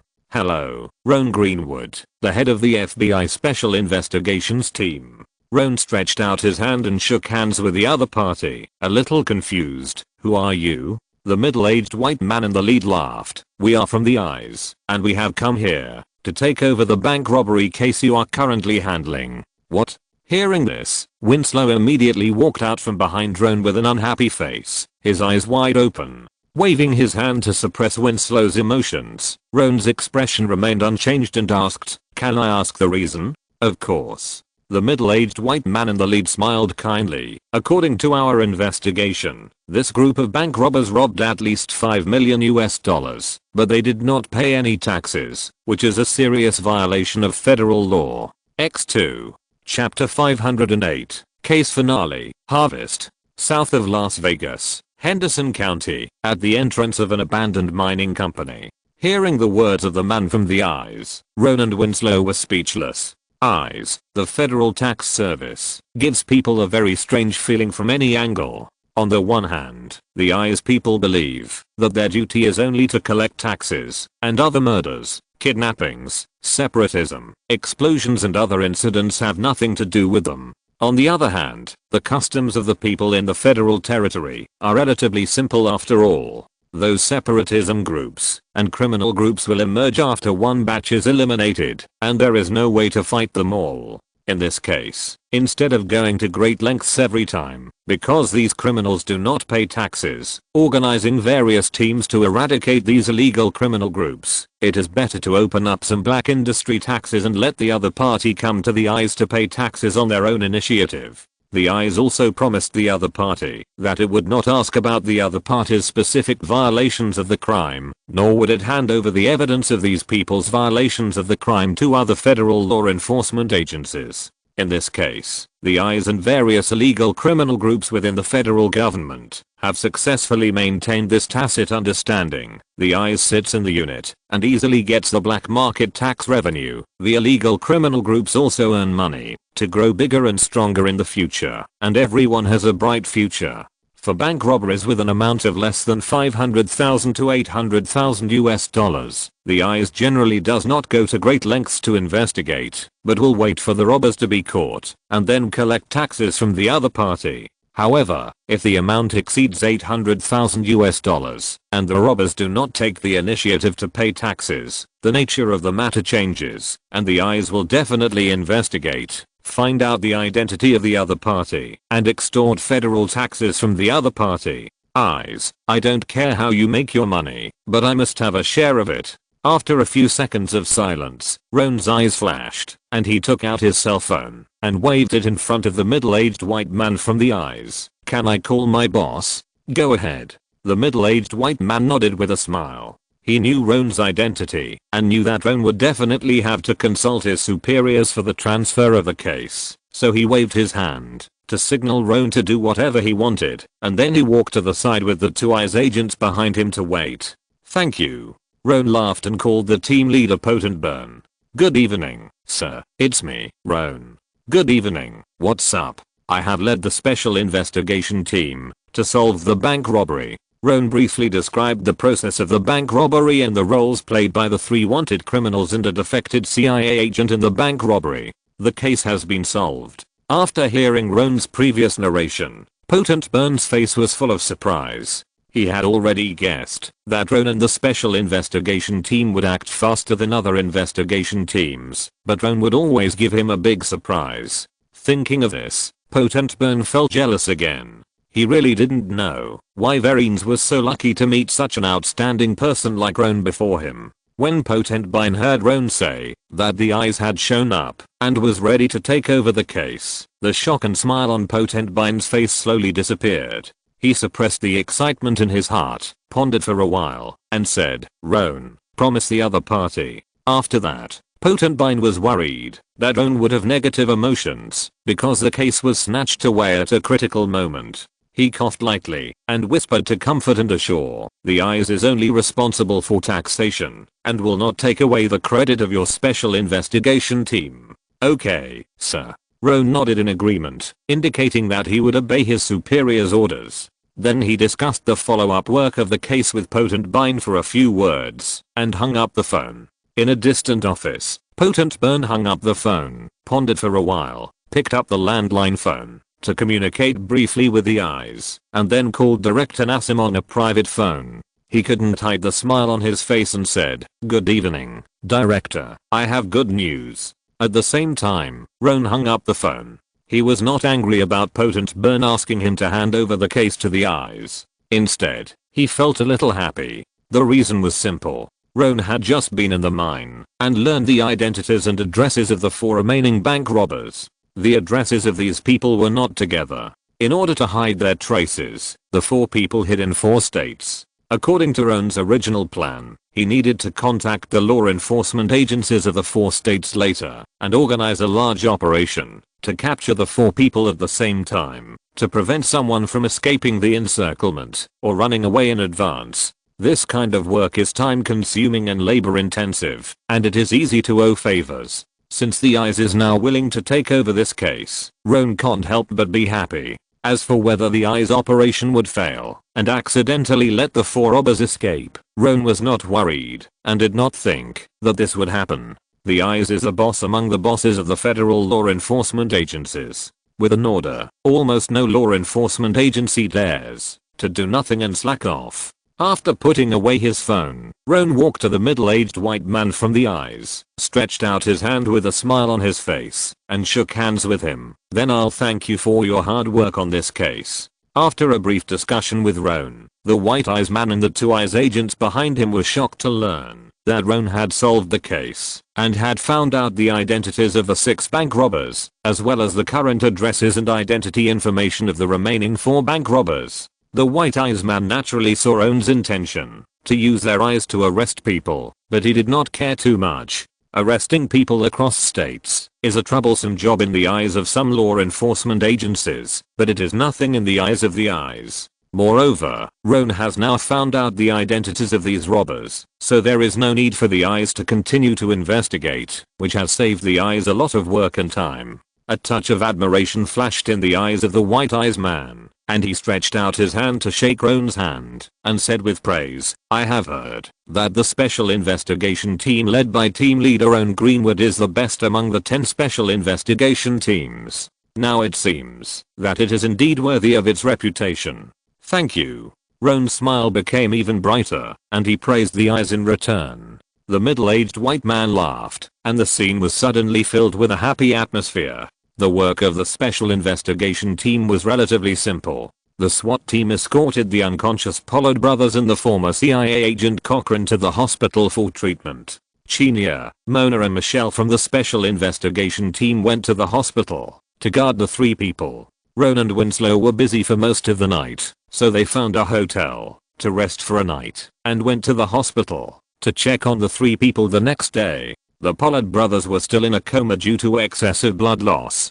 Coca had already woken up and wanted to curse Roan when he saw him, but he couldn't speak because of the bandage on his mouth, so he could only stare at Roan with anger. Roan didn't care about the other person's eyes at all. After making sure that the other person was still alive, he walked out of the ward, took out his mobile phone, and started to make calls. The first person he called was the police in a city in Ohio. They were responsible for the case of the wanted criminals Pollard brothers in Francisco, who tortured and killed the bank robber Modlin. Knowing that the FBI's special investigation team had solved the case and caught the murderer, the police in a city in Ohio simply praised Roan and hung up the phone. Roan laughed and didn't care about the slight dissatisfaction revealed in the other party's words. After all, the other party had worked hard for many days to investigate, but nothing was found. It was normal to complain a little. Putting the matter of Ohio behind him, Roan asked Mona to check the information Coquelin had previously described and briefly investigated his situation, then took out his mobile phone and called the CIA.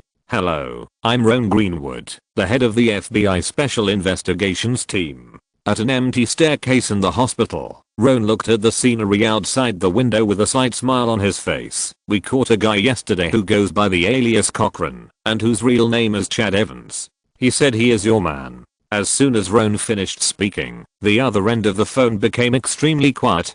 Chapter 509, Case Finale, Harvest. The name Roan Greenwood is not unfamiliar within the CIA. For example, before Chapter 110 to 128, Mrs. Hello Eyes was so angry that she vomited blood and was hospitalized. Later, she was blamed by other CIA members and was pushed into the operating room again. However, she failed to win the resurrection match and was hung in black and white. The person who directly caused Mrs. Hello Eyes to vomit blood and be hospitalized was Verines, but the key person in handling the investigation of that case was Roan. So the name Roan Greenwood naturally attracted the attention of a small number of people in the CIA. Later, Roan's performance got better and better, even when the trainee agents of the same batch, such as Fisher, Chapter 2, had just become senior agents. Roan had already been promoted to the head of the special investigation team. The name Roan Greenwood naturally attracted the attention of more law enforcement agencies.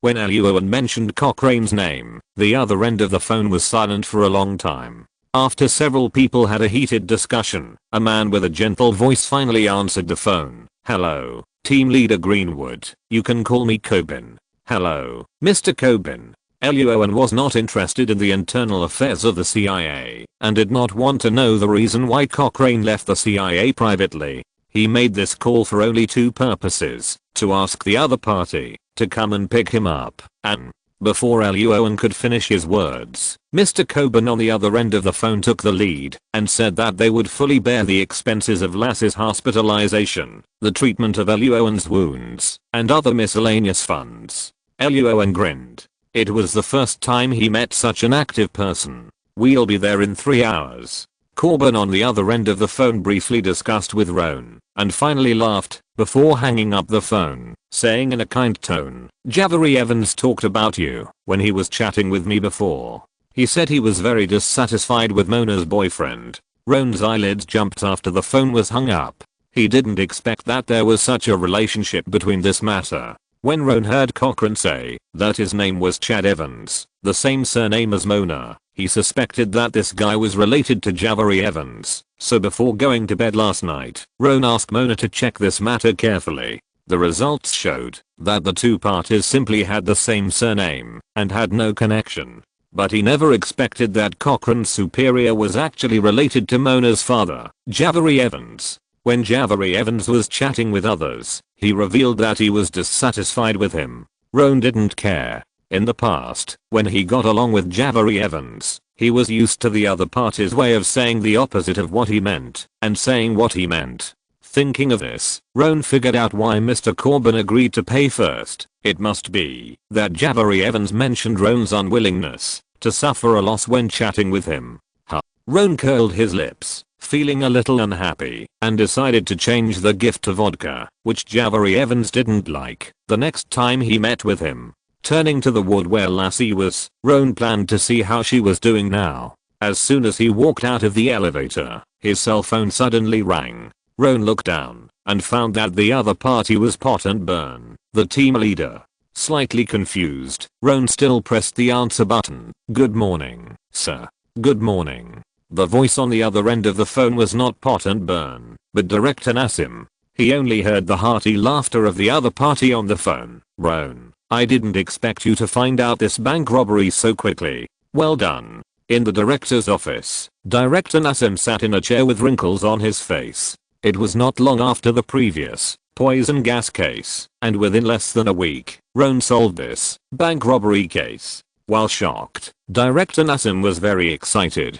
The reason why he called Roan was that he was going to hold a press conference when Roan caught the bank robbers and show the FBI Los Angeles branch's speed and ability to solve cases to the public. Only achievements that others know about are useful achievements. From Potent Burn, he learned that Roan didn't like press conferences very much, so Director Nassim kept it a secret before hanging up the phone and said in a kind tone that when Roan handled this case and returned to Los Angeles with peace of mind, he had prepared a small surprise for Roan. "Okay, thank you, Director." Roan nodded and agreed. After hanging up the phone, his eyes moved slightly, and he began to guess what the surprise Director Nassim was talking about was. With the other party's status, the surprise could never be too simple or crude. While thinking, he pushed open the door of Lassie's ward. "How is your health, Lassie?"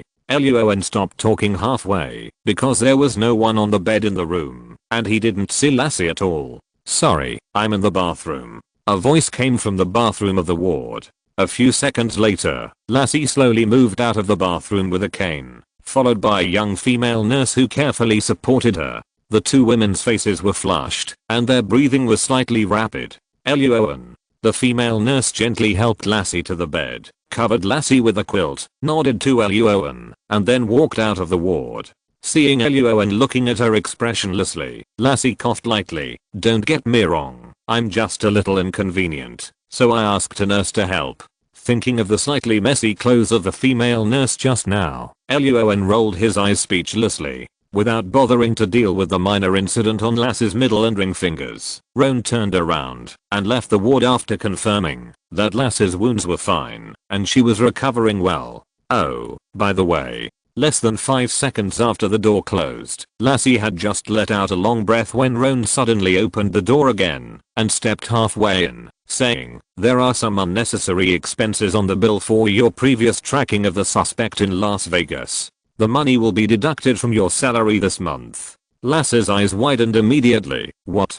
In less than 3 hours, the CIA arrived at the hospital. In the astonished eyes of the special investigation team, the group of people directly pushed Cochran and his bed into an ambulance and took him away. Winslow, Chanel, Mona and Michelle looked at each other with different expressions. Roan reached out and shook hands with a white man in his 50s who was wearing a suit and had blonde hair. He smiled and said, "Mr. Corbin, I have wanted to meet team leader Greenwood for a long time, but I never had the chance." Corbin took out an envelope from his pocket and handed it to Roan and asked with a smile, "I wonder if Cochran said anything bad during your arrest?" Roan took the envelope, narrowed his eyes when he saw the banknotes inside, and replied with a smile, "He only told me that he had an overseas account with a lot of money in it, and he wanted to use that money in exchange for me letting him go. Besides this, that's all." Mr. Corbin smiled and nodded, leaned close to Roan's ear and whispered, "The account number and password of that account are in the envelope. I believe the special investigation team will forget about it, right?" "Of course." A gleam of light flashed in Roan's eyes, and he put the envelope in his arms with a very sunny smile on his face. "I don't remember the name of that person anymore." Corbin raised his eyebrows when he heard this and patted Roan on the shoulder. "Let's go for a drink together. If we have a chance, I'll treat you." "Okay." The two exchanged a few simple pleasantries, and Mr. Corbin and several men in suits turned around and left. Seeing this, Winslow and others immediately walked to Roan's side. Mona frowned. "Roan, these people just pretend that this never happened." Roan shook his head, turned and walked into the room to take out the envelope. In addition to a check for $200,000, there were 2 strings of numbers written on the back of the envelope. Mona simply checked and found that there were $900,000 in the account. Roan asked Mona to distribute the $900,000 according to the previous proportion, of which Roan took $240,000 and the other 5 people each took $120,000. There were too many dirty things in the CIA, and Roan was not interested in getting to the bottom of everything. Winslow, Chenia, Mona and Michelle briefly discussed this matter for a while, and Roan then turned his attention to the remaining 4 bank robbers. After all, the case was not over until the person was caught. On the afternoon of the day before the Los Angeles mayor's banquet, Joseph, Carter, Ferdinand, and Brooke, the 4 bank robbers who had been skinned, finally walked out of the ICE building with bitter faces after much hardship. Not far away, the 4 saw a SWAT transporter. Next to the transporter, Roan, Winslow, and Chenia were standing there with friendly smiles, waving at them repeatedly. The 4 robbers. Chapter 510. Luo An's analysis. California Medal of Courage. In a fast-moving troop carrier, 4 robbers, whose hands were tightly handcuffed by silver bracelets, were full of anger, staring at Roan and the other 2 and cursing. "Son of Fuck-you." Among the 4 robbers, Joseph, Carter, Ferdinand, and Brooke. Joseph was the main planner and leader of the bank robbery. Now that he was caught, he cursed the loudest. "Damn eyes. They violated the agreement. And you damn FBI. Hey, stop cursing." Winslow and Chenia, who were sitting next to them, were too lazy to pay attention to them. Roan yawned, thought about it, and smiled. "To be honest, you should thank us." What did you say?" Hearing this, Winslow and Chenia subconsciously looked at Roan in confusion. The 4 robbers were stunned for a moment, and then their eyes were full of anger, and became even more angry. "You. Listen to me analyze it for you." Without waiting for Joseph, Carter, Ferdinand, and Brooke to curse more fiercely, Roan began to explain briefly. First of all, the FBI Special Investigation Team found the traces of the 4 robbers before the eyes, and they were ready to arrest them. It was just that the eyes had a higher status and priority, so the 4 robbers were arrested by the eyes before the FBI took action. The goal of the eyes is only to collect taxes. As long as they get the taxes they want, the eyes will let them go, so the 4 robbers can use the money they robbed from the bank to pay the taxes. If the FBI takes action to arrest the 4 people first, the money the 4 robbers robbed from the bank will be confiscated by the FBI. The eyes will not change the fact that it collects taxes from the 4 robbers, but at this time the money they robbed from the bank has been confiscated by the FBI. The 4 robbers themselves did not have that much savings, so they can only bear a large tax debt owed to the eyes. If this money cannot be handed over to the eyes within the specified time, tax interest will also be generated, and the longer the time, the higher the interest. You are simply arrested by the FBI now, not the kind of people who owe the eyes unpaid taxes after being arrested by the FBI and who are in jail while the interest keeps increasing. After explaining, Roan's face was full of sunshine. So, shouldn't you thank us? XN. As soon as the voice fell, the air in the troop carrier was instantly extremely quiet. Winslow and Chenia's faces were full of speechless. Joseph and others opened their mouths, but couldn't say anything, not knowing what to say, and the SWAT agents next to them looked at each other and nodded, and learned new knowledge.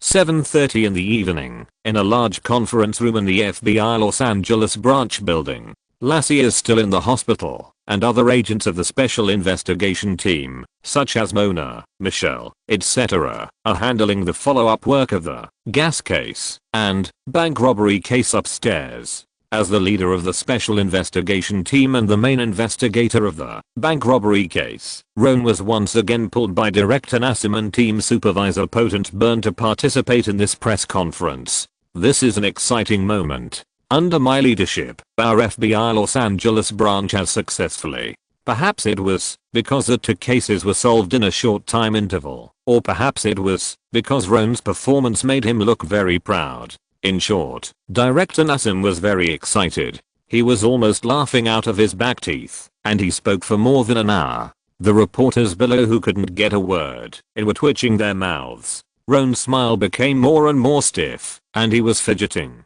He tilted his head and looked at the team leader beside him. Roan's eyes suddenly flashed with astonishment, because Potent Burn's smile did not change at all, and even his sitting posture did not change at all. Roan's heart flashed with admiration, and he could only say that he was indeed worthy of being a team leader.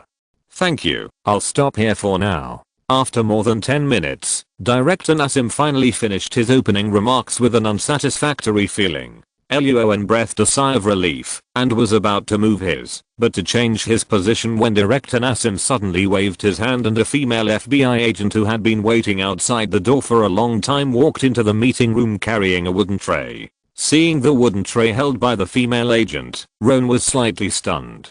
Potent Burn raised his lips slightly, patted Roan on the shoulder, and whispered, "The director promised you a surprise. Stand up quickly." Roan stood up quickly, and Director Nassim nodded with satisfaction. He picked up a red, yellow, and blue medal from the wooden tray and introduced it loudly. "Please allow me to represent the California state government, the Los Angeles city government, and the FBI Los Angeles branch, to award this California Medal of Courage to Roan Greenwood, the head of the special investigation team who fought bravely for the citizens of Los Angeles, was loyal to his duties, and was selfless, and continuously solved major cases. The states of the Federation have great autonomy in economics and politics, and have the right to establish their own law enforcement departments. Therefore, each state also has the power to design and issue various types of medals that belong to its own state.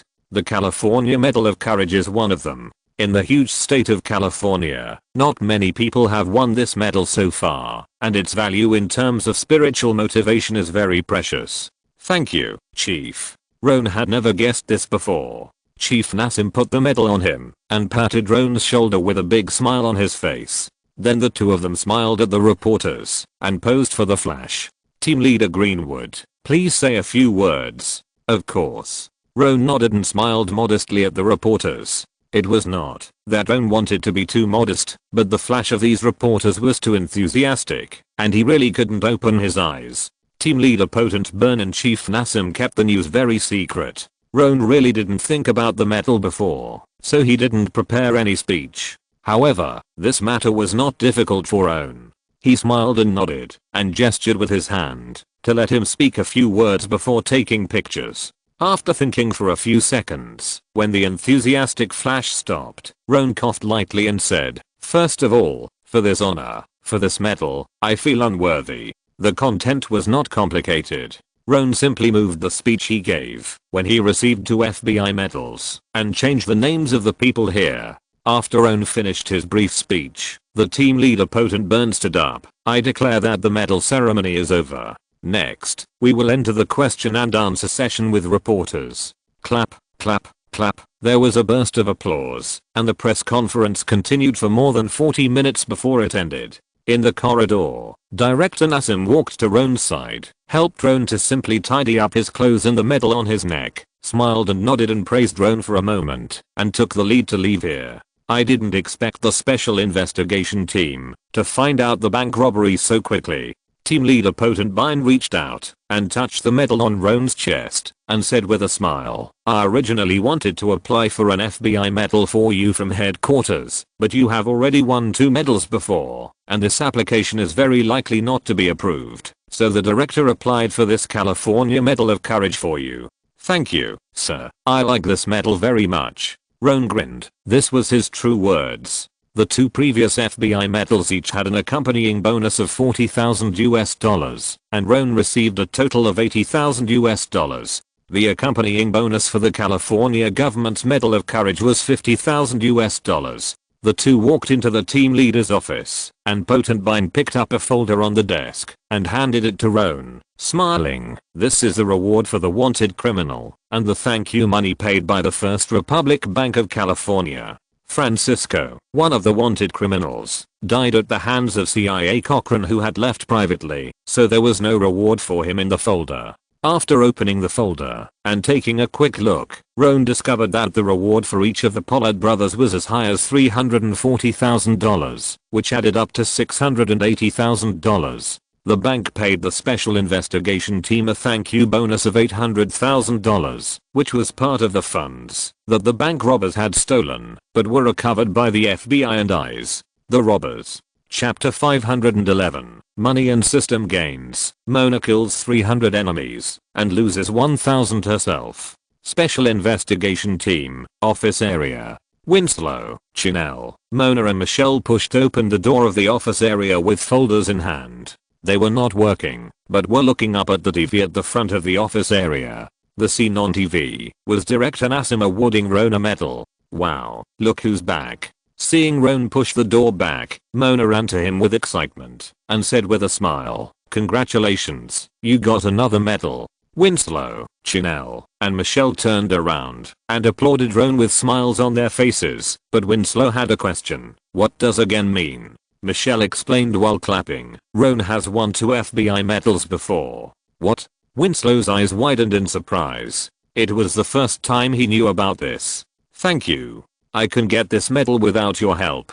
Roan grinned, handed the medal to Mona, who was full of curiosity, and asked her to look at it. Then he shook the folder in his hand and said loudly, so, it's time to give out the bonus. Michelle, Winslow and Chanel's eyes instantly became extremely bright when they heard this. However, Roan was shocked. Lassie was not in the hospital, and without her excited shouting beside him, he was really a little uncomfortable. The bank thank you money totaled $800,000. Roan took $240,000, and Mona and the other 5 agents each received $110,000. The Pollard brothers $680,000 reward. Roan received $380,000, and Winslow and the other 5 agents each received $60,000. Adding the funds obtained from the CIA earlier, the case was closed. Michelle, Mona, Winslow, Chanel, Lassie, each of the 5 people received $300,000, and Roan received $860,000. Together with the $50,000 bonus from the California Medal of Courage, Roan received a total of $910,000. After the distribution of the harvest, everyone in the Special Investigation Team office was very happy. They wanted to have a meal together, but Lassie was injured and hospitalized, so Roan chose to postpone the meal until Lassie was discharged from the hospital. After a while, Roan announced that he would leave work and take a day off tomorrow. Several agents drove back to their homes. Mona drove, and Roan sat in the passenger seat. After a busy day, he looked at the scenery receding outside the car window and yawned. The car was very quiet. When Luo An was about to fall asleep, Mona suddenly asked, Luo An, I remember you are going to attend the party hosted by the mayor of Los Angeles tomorrow, right? Yes. Luo An perked up, stretched his waist, and answered boredly, it's the birthday party of the mayor of Los Angeles himself. By the way, I haven't bought a gift yet. The investigation experience in the past few days was too tight. physical potion, and hemostatic potion can smooth out Luo An's physical fatigue and pain, but mental fatigue cannot be solved. Luo An just wants to lie on the big bed and have a good sleep. Mona drove around an intersection, glanced at Luo An calmly, narrowed her eyes, and said, "I checked the daughter of the mayor of Los Angeles before. She is really beautiful and photogenic. No wonder she always wants to develop in Hollywood." Well, Luo An yawned again, and his eyes were almost closed. A few minutes later, the two returned to the villa. Luo An tore a bag of instant bread for dinner, took a simple shower, and climbed onto the big bed in a guest room on the second floor. Just as he was about to fall asleep, the door of the room was suddenly opened from the outside. Luo An subconsciously opened his eyes and looked up at the door because of his long-term alertness. Then Luo An saw Mona, who was wearing his white shirt on the upper body and bare two big white legs on the lower body, biting her lips, walked into the room and locked the door behind her back. Luo An's eyelids twitched, and he stood up and leaned against the head of the bed with a calm face, covering his body with a quilt. "Mona, I'm a little tired today, and I'm very sleepy now." "I know." Mona nodded, walked barefoot to Luo An's bed, turned over and sat on the quilt, reached out and touched Luo An's face, and said in an unusually gentle tone, "So you rest today, don't move." Luo An. The next day, when Luo An went to the bathroom to wash up, he finally discovered the flaw of the physical potions. This potion can indeed make people go from a weak state to full of energy and vigor in an instant. But some things are gone once they are gone. It is impossible to create something out of nothing. We can only wait for the laws of nature to allow the human body to slowly generate it. Luo An pressed the button to take a shower, closed his eyes, and opened the system page in his mind. The system's evaluation of Luo An's recent handling of 2 cases was excellent, and he accumulated 10 treasure chests at one time. Familiar rough cutscenes. 10 treasure chests opened 2 bottles of pain relief potion, 1 bottle of danger sense potion, 2 bottles of strength potion, 2 bottles of swiftness potion, and 3 bottles of stamina potion. At this time, the system warehouse page has stamina potion x6. Hemostasis potion x5, antidote potion x5, swiftness potion x4, strength potion x3, sensitivity potion x1, pain relief potion x7, featherfall potion x3, sleep potion x1, aqualung potion x1, danger sense potion x1. Finally, the danger sense potion that he had been thinking about was opened. It should be a very happy thing, but there was no smile on Luo An's face. Looking at Mona lying on the big bed not far away, who fell into a deep sleep because of being too tired, with her eyebrows slightly wrinkled due to pain in her sleep and her thighs shaking from time to time, Luo An raised his hand and covered his face in silence. After washing up, he took out the danger perception potion and drank it all.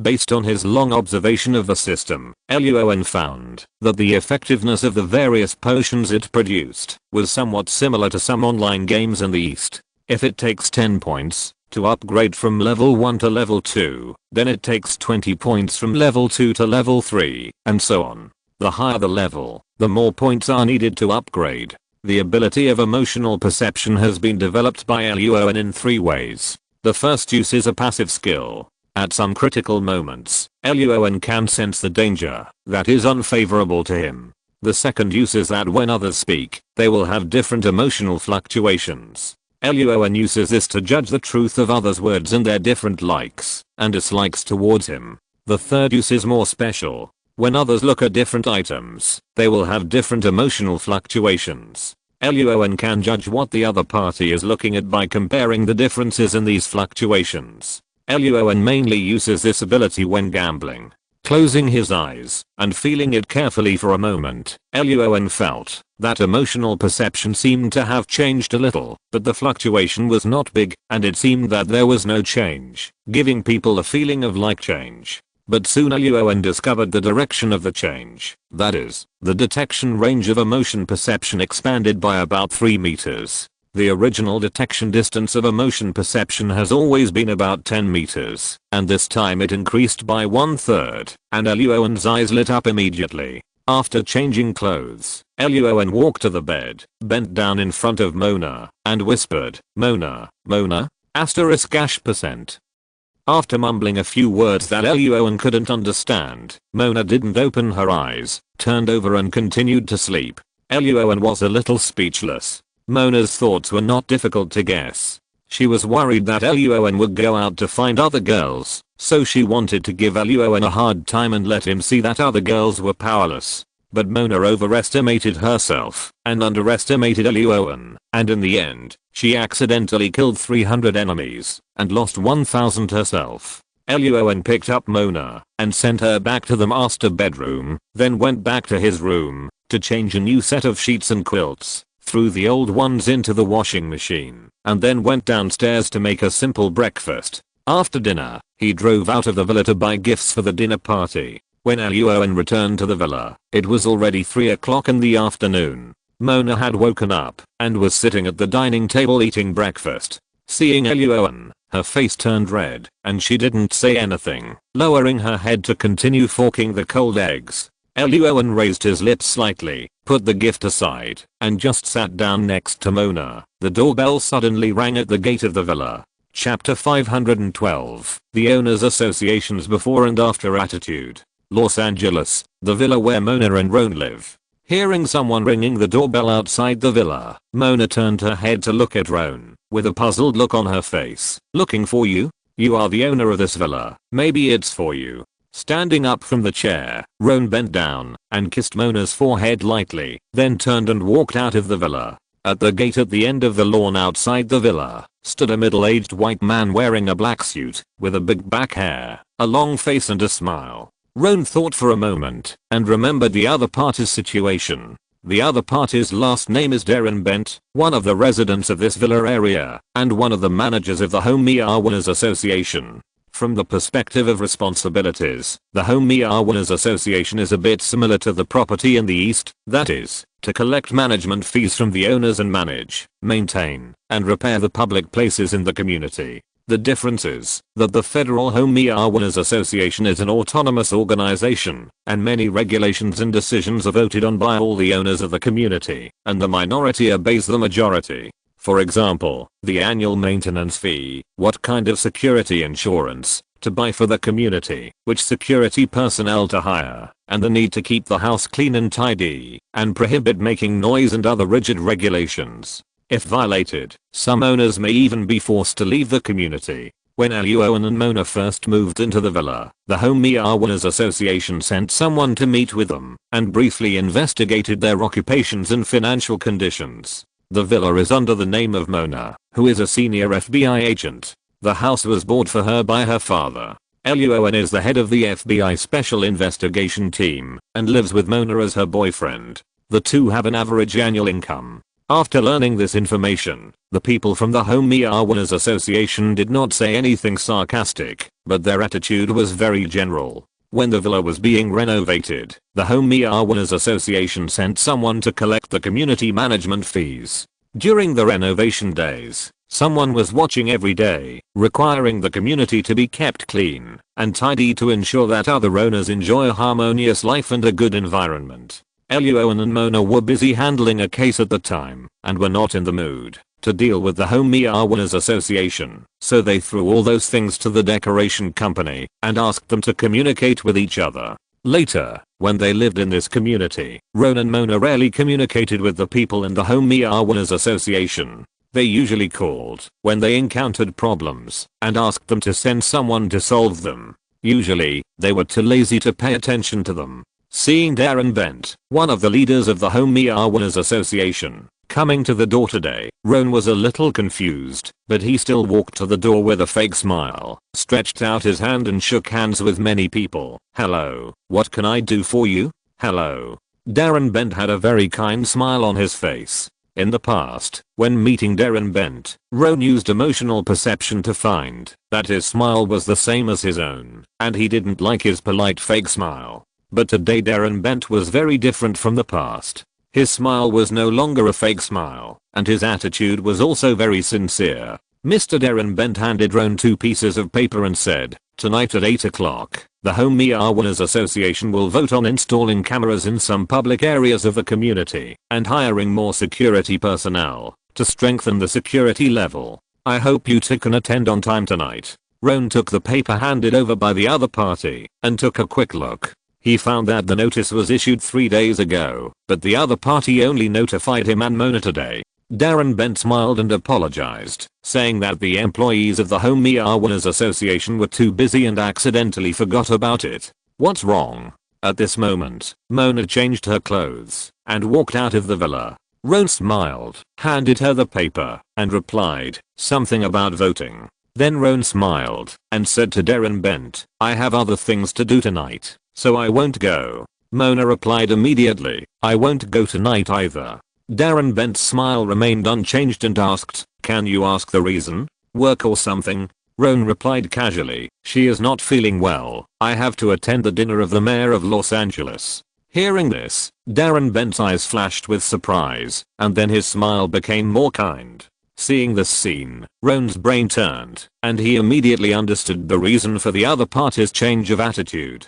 A hint of amusement flashed through his heart. Roan briefly exchanged greetings with the other party for a moment, then sent the other party away, and returned to the villa with Mona in his arms. What's going on? Mona slapped the hand on her waist, rolled her eyes at Roan, and then asked in confusion, why did Darren Bent take the initiative to come to us today? Roan answered casually, maybe he saw the press conference held by director Nassim on TV. There are only a small number of very rich people living in this community, and most of them are middle class or slightly upper class people. It's just because the federal real estate and stock market have been hot in recent years that these people moved into this villa area.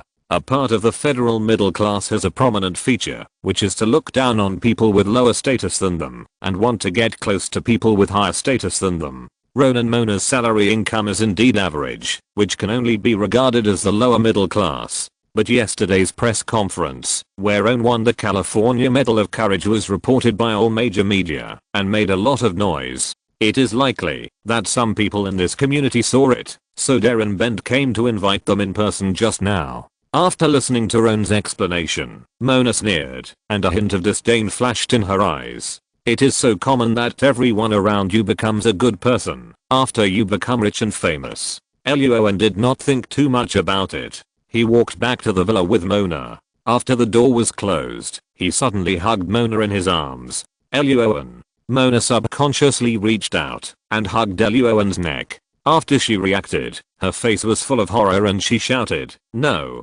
I'm not feeling well. I haven't recovered yet. What are you thinking about? Luo An rolled his eyes, bit Mona's lip slightly, and walked to the sofa with her in his arms. He hugged her and asked, why didn't you wear slippers when I came back just now? Luo An and Mona have lived together for such a long time, and they know a lot about each other's living habits, and have also adjusted to each other. For Luo An, he thinks there is nothing wrong with many of Mona's little habits. There is only one thing that makes him feel very annoyed, not wearing slippers at home, and likes to walk around barefoot. This is the habit of most people in the Federation, which can only be said to be a social atmosphere passed down from generation to generation. Mona is prone to diarrhea sometimes, and Luo An guessed that this is probably related to her habit of walking barefoot since she was a child.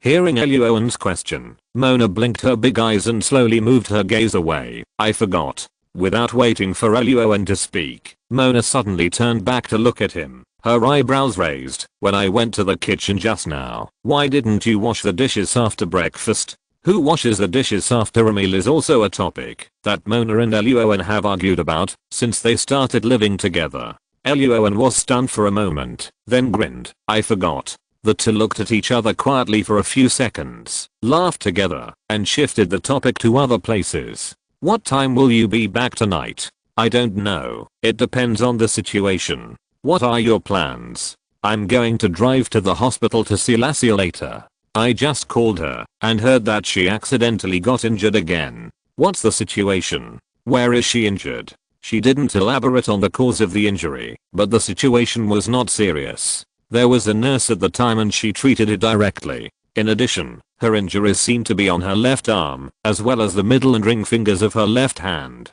Don't go. Let her amputate directly. A few hours later, at 8:30 in the evening, Luo An, wearing a well-fitting black suit, drove the black Ford bought by Mona's father, and arrived at the hotel where the Los Angeles mayor's dinner was held. After parking the car, Luo An just walked to the door of the hotel, and suddenly heard someone calling his name. Looking back, it turned out to be Director Nassim and his wife. "Good evening, Director." Luo An smiled, and greeted the two, and walked into the hotel together. If you're listening to this novel on a channel other than Fanfic World, it means they downloaded and uploaded it without effort. We cordially invite you to visit our channel, Mundo Fanfic Novelos. There you'll find the original version of this story and you can explore many other novels of various genres. We're waiting for you to immerse yourself in a world of incredible novels. Chapter 513 Dinner, a sudden call from FBI headquarters. Today's dinner is the birthday party of the mayor of Los Angeles. There are many guests, including businessmen, politicians, some Hollywood stars, and even according to Director Nassim, the governor of California will come to attend the dinner. There are only elderly people here, so don't stay with us. After chatting for a while, Director Nassim handed the wine glass to the passing waiter, and smiled at Luo An. "The upstairs is a place for young people. Go there and take a look." After saying these words, Director Nassim patted Luo An on the shoulder, and continued in a low voice, "The mayor's daughter is also there. You can go and talk to her." Looking at the look that Director Nassim gave him, Luo An's eyes flashed with a hint of speechlessness. A very good young man. Looking at Roan's back, the wife of Director Nassim's mouth slightly raised. Roan's conversation just now left a good impression on her. Putting the wine glass aside, she asked, "Do you want to introduce this Greenwood team leader to the mayor's daughter? There's no harm in letting them meet." Director Nassim smiled and shook his head. This matter was not his decision. Seeing a familiar congressman walking towards them, the two tacitly stopped discussing the matter and began to chat with the visitor about other things with a smile. Taking the elevator to the second floor, just like the downstairs, it was also full of guests participating in the banquet. The difference was that the people on this floor were younger, and there were more female guests. The center was centered around a very beautiful girl. The girl had long golden hair, a delicate face, a dazzling pearl pendant on her ear, and a silver backless long dress. The long and white thighs exposed when she walked were very eye-catching. Roan recognized the other party. It was Carolina, the daughter of the mayor of Los Angeles. However, Roan simply glanced at the other party and turned to the buffet table on the side. The girl was pretty, but not Roan's type. Not only because Roan already had Mona, but also because she probably put all her efforts into her face and thighs. She didn't gain weight where she should, and was far inferior to Mona. When Roan was standing by the buffet, savoring the food slowly, a girl suddenly came over. "Hi, Roan. See you again." The girl's voice was very sweet. Roan swallowed the food in his mouth and looked at the girl. He found her face familiar and quickly remembered her name. "Adina? Yes, it's me." The girl put her hands on her hips, blinked her unusually large eyes, and looked at Roan with a smile. It was the girl Roan met not long ago when he attended the coming-of-age ceremony of Velma's supervisor's daughter. Luo An was a little surprised. "Why are you here too?" "Because my mother is a part-time financial advisor to the mayor." Adriana was very proud, "So I'm attending this banquet." Without waiting for Luo An to continue speaking, Adriana suddenly ran away and then pulled a young boy from the crowd in the distance. Adriana's face was full of joy and asked, "This is my boyfriend, Martin. Isn't he handsome?" Luo An nodded. The boy was a little shy, but he was indeed very handsome. However, Luo An didn't understand why Adriana showed him to him. "It's nothing. I just want to tell you that I'm no longer interested in you." Adriana waved her hand, indicating that she saw the press conference yesterday and felt that Luo An's job was too dangerous, and she didn't like it. Then, without waiting for Luo An to reply, Adriana stood on tiptoe and kissed the boy on the face, then threw the boy away, ran away in a hurry, and started chatting with other girls. Luo An was speechless, not quite understanding Adina's train of thought. He picked up a wine glass and smiled as he extended his hand to the boy in front of him. "Hello, my name is Luo An Greenwood." The boy smiled shyly and extended his hand to Luo An and shook hands. Martin Vicara." The moment the two shook hands, Luo An's heart moved slightly. He had been turning on his emotional perception and found that the other party was lying. Luo An's expression did not change. He took a sip of wine and asked with a faint smile, "Can I ask about your job?" "I'm a singer." When talking about music, Martin's eyes flashed with a gleam, and the whole person looked a little more confident. He talked a lot about music with Luo An, but Luo An keenly discovered that except for the knowledge about music, the other things the other party said were still lies. Roan became more and more interested. At this moment, everyone in the room suddenly began to move towards the stairs in the distance. Adriana ran over quickly, pulled Martin and left, and urged Roan, "The banquet will start soon. The mayor will give a speech downstairs. Hurry down." "Okay." Roan followed the two downstairs. At this time, the music in the hall had stopped. The mayor of Los Angeles stood in the middle of the crowd. He needed to say something for tonight to express his attitude. After a simple look around, the mayor raised his glass. "Thank you. I want to thank everyone for coming here, and thank you for your support over the past few years." The mayor's voice gradually increased, and only his voice could be heard in the quiet hall. As the mayor of Los Angeles, there will always be some pressure. For example, economic problems, such as public security problems. As he spoke, the mayor of Los Angeles suddenly said loudly, "Mr. Greenwood." The mayor looked around, and his eyes finally fell on Roan. The crowd parted, and Roan was exposed to people's eyes. Some people looked at him in surprise. They didn't expect that Roan would be called by name in such an important occasion. Mr. Greenwood is an excellent law enforcement officer. The gas case and bank robbery case some time ago were quickly solved under his efforts. After briefly mentioning the two cases, the mayor of Los Angeles quickly turned his words to other aspects, such as the presidents of certain companies and economic issues. However, as the first person mentioned by the mayor of Los Angeles, Roan still attracted many people's surprised and curious eyes. Soon, the mayor finished speaking and raised his glass high. The guests also raised their glasses. The music sounded again, and the atmosphere on the scene instantly became high. The next step was a deeper exchange. Everyone could talk to the mayor of Los Angeles about the content they cared about and were interested in.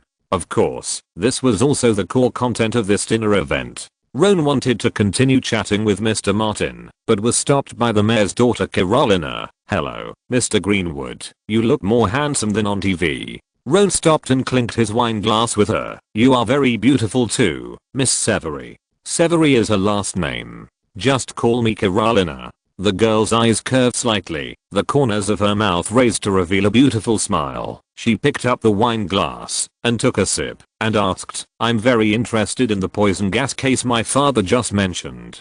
Mr. Greenwood, can you tell me briefly about it?" "Of course, but there are some inside stories. Because of the regulations, I can't tell you all." "Of course, I understand." The two chatted for a while, and Carolina suddenly asked, "I heard that Mr. Greenwood also has an adapted movie based on the case he personally experienced." "It's just that the adaptation rights about me in that case were sold to Columbia Pictures." Chapter 234 The First Lady Explosion Case. Thinking of what Mona and Michelle mentioned before, Carolina has always wanted to develop in Hollywood.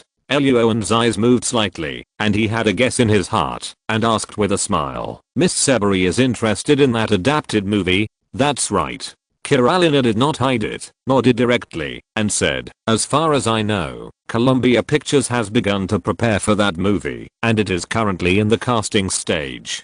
Mr. Greenwood, do you think I have the ability to play the heroine of that movie?" Luo An laughed when he heard that. The girl in front of him was obviously desperate. He was not a director or a producer. He just sold the story to Columbia Pictures. "Mr. Greenwood, I think." Seeing Luo An smiling, but not saying anything, Carolina's eyes flashed with anxiety. At this moment, Director Nassim suddenly came over from the side. "Sorry, Carolina, I interrupted your conversation." Director Nassim simply apologized and then said to Luo An, "The Washington headquarters just contacted me and asked you to rush there." Luo An frowned, and before he could speak, Director Nassim followed with a deep voice, "The request on the other end is immediately. I have prepared the plane for you. You leave now." Chapter 514. Plane. Meeting Kennedy again. New case. At 9:30 in the evening, A black Ford sedan whizzed past on the streets of Los Angeles. The driver was the personal secretary of FBI Los Angeles branch director Nassim. The other party was very good at driving. While driving fast, the interior of the car was very stable. Luo An sat in the back seat, looking at the scenery outside the window with a blank expression. Before leaving the dinner, Director Nassim repeatedly emphasized to Luo An in a low voice that the mobile phone must be turned off during the journey and no one can be contacted. Luo An was full of doubts, and guessed what happened. Not long after, the black Ford arrived at the small airport of the FBI Los Angeles branch. Director Nassim's secretary quickly got out of the car and opened the door for Luo An. Go straight ahead. Okay, thank you. Without making a sound, Luo An opened the emotional perception in his mind, got out of the car, and thanked the secretary. The other party nodded, turned around and returned to the car and drove the Ford away. In the dark night, the ground of the central runway of the small airport of the FBI Los Angeles branch was flashing red and blue lights. There are some tall warehouses around the runway, where small planes used by FBI Los Angeles agents for emergency business trips, as well as some special purpose helicopters, are parked. In the dark night, gusts of cold wind blew in the face. Luo An, wearing a suit, stood alone on the asphalt concrete ground of the airport. Seeing the lights on in a large warehouse not far away, he narrowed his eyes and walked over quickly. In the large warehouse, the lights were shining, and there was a familiar small plane parked. Luo An had taken this plane when he went on a business trip to San Francisco with the special investigation team. When Luo An walked into the warehouse, several staff members were busy under the small plane. Just as Luo An was about to go over to ask, a very sturdy black man suddenly came over from a distance. He asked expressionlessly, "Luo An Greenwood?" "Yes." Luo An looked at him for a few times and nodded. Seeing that he was the right person, the black man took out a black hood from behind and grinned. "Sorry, please understand." After saying that, the black man put the hood directly on Luo An's head. Luo An lost his vision and could only be led forward by the other party. However, Luo An was not panicked. On the one hand, his emotional perception told him that the other party had no ill intentions. On the other hand, Luo An had just memorized the layout of this warehouse, and the emotional perception in his mind had nothing to do with vision. Even if he closed his eyes, he could find out where the people around him were. Unlike Luo An's imagination, the other party did not take him to the small plane in the center of the warehouse, but took him to a helicopter at the other end of the warehouse. The helicopter started, and Luo An, the black man and a helicopter pilot flew into the sky amid bursts of roars. About 10 minutes later, Luo An felt the helicopter slowly descending, and finally stopped somewhere. The black man pulled Roan, who was wearing a hood, off the helicopter, walked forward for a while, opened the door, and led him into a room, and pressed Roan on a chair without letting him take off the hood, saying, "Sit down and rest for a while, someone will come to see you later." After that, the black man turned around and was about to leave. At this moment, Roan, who was wearing a hood on the chair, suddenly said, "The person is already opposite me, why are you waiting?" Hearing this, the black man stopped and looked at Roan in surprise, and then looked at the person sitting opposite Roan in doubt. Seeing the person opposite waving at him, the black man nodded, looked at Roan deeply, and then turned and walked out of the room. "Can I take off my hood?"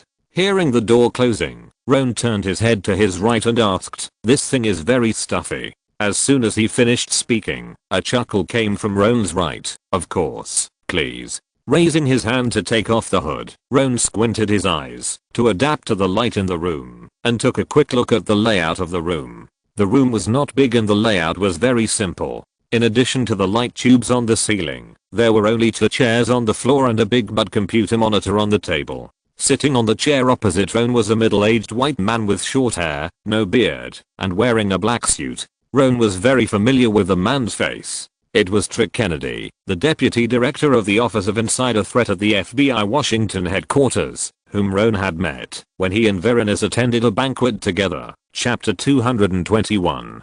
"Good evening, Roan." "Good evening, Mr. Kennedy." Trick Kennedy raised the corners of his mouth and took the hood that Roan had taken off his head. He asked in confusion, "Can you tell me, how did you know there was someone opposite you?" I clearly didn't move, and I had controlled my breathing very well. Intuition.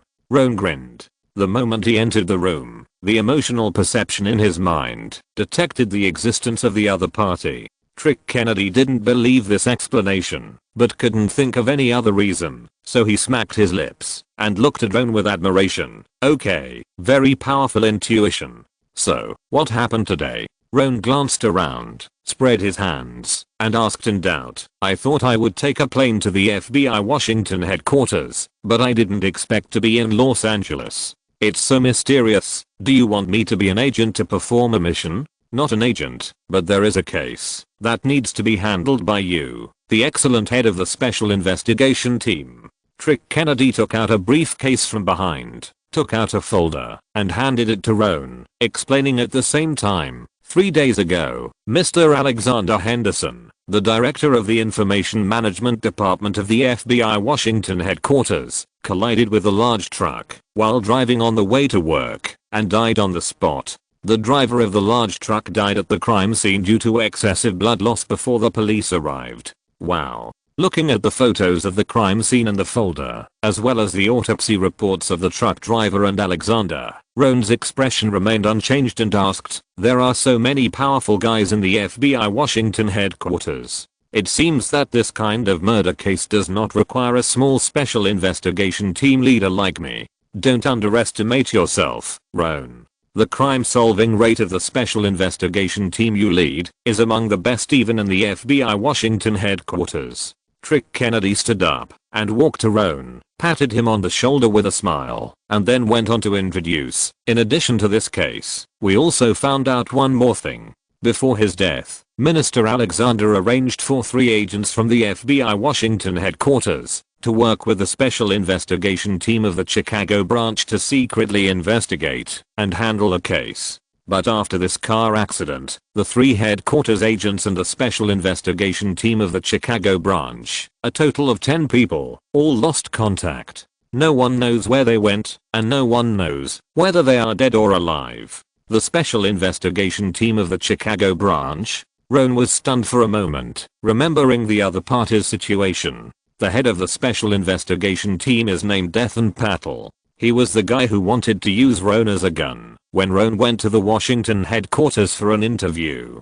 He made Roan face the wrath of the Washington headquarters. Chapter 362. Later, Roan saw through his intentions and tricked him during the interview, allowing him to successfully advance and be responsible for handling cases in a state. Roan thought that the other party had been handling those old and difficult cases, but he didn't expect that he had lost contact now. After closing the folder, Roan looked up at Trick Kennedy and asked, so, you want me to look for these 10 missing agents? Trick Kennedy nodded, and then added, and find out what case Minister Alexander asked these 10 people to investigate, who was the mastermind behind the murder of Minister Alexander, and what was the reason behind the murder. Roan frowned. There are so many agents in the FBI Washington headquarters. Why are you looking for me? Because you are good enough, and I can only be sure that you and your special investigation team have no connection with Minister Alexander. At this point, Trick Kennedy's face darkened. It's hard to say about those people in the Washington headquarters.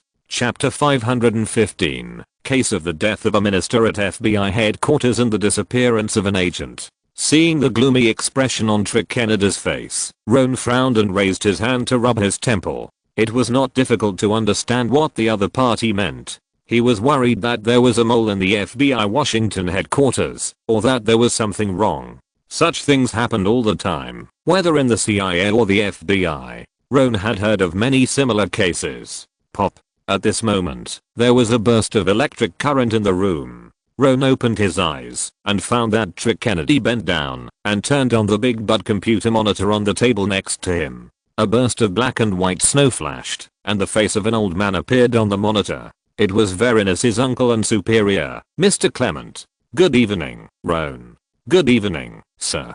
Mr. Clement on the other side of the monitor said without further ado. Kennedy should have explained the situation, so I won't repeat it. Roan, this case is special. You must find out the situation behind it. I'll do my best. Roan didn't say too much, and then he asked, what about Chief Verinus? You are only responsible for me and Kennedy in this case. Call us directly if you have any questions. Mr. Clement on the screen gave Trick Kennedy a look, and Trick Kennedy immediately turned around and took out a flip phone from his briefcase and handed it to Roan. Looking at the retro flip phone in his hand, Roan's mouth twitched.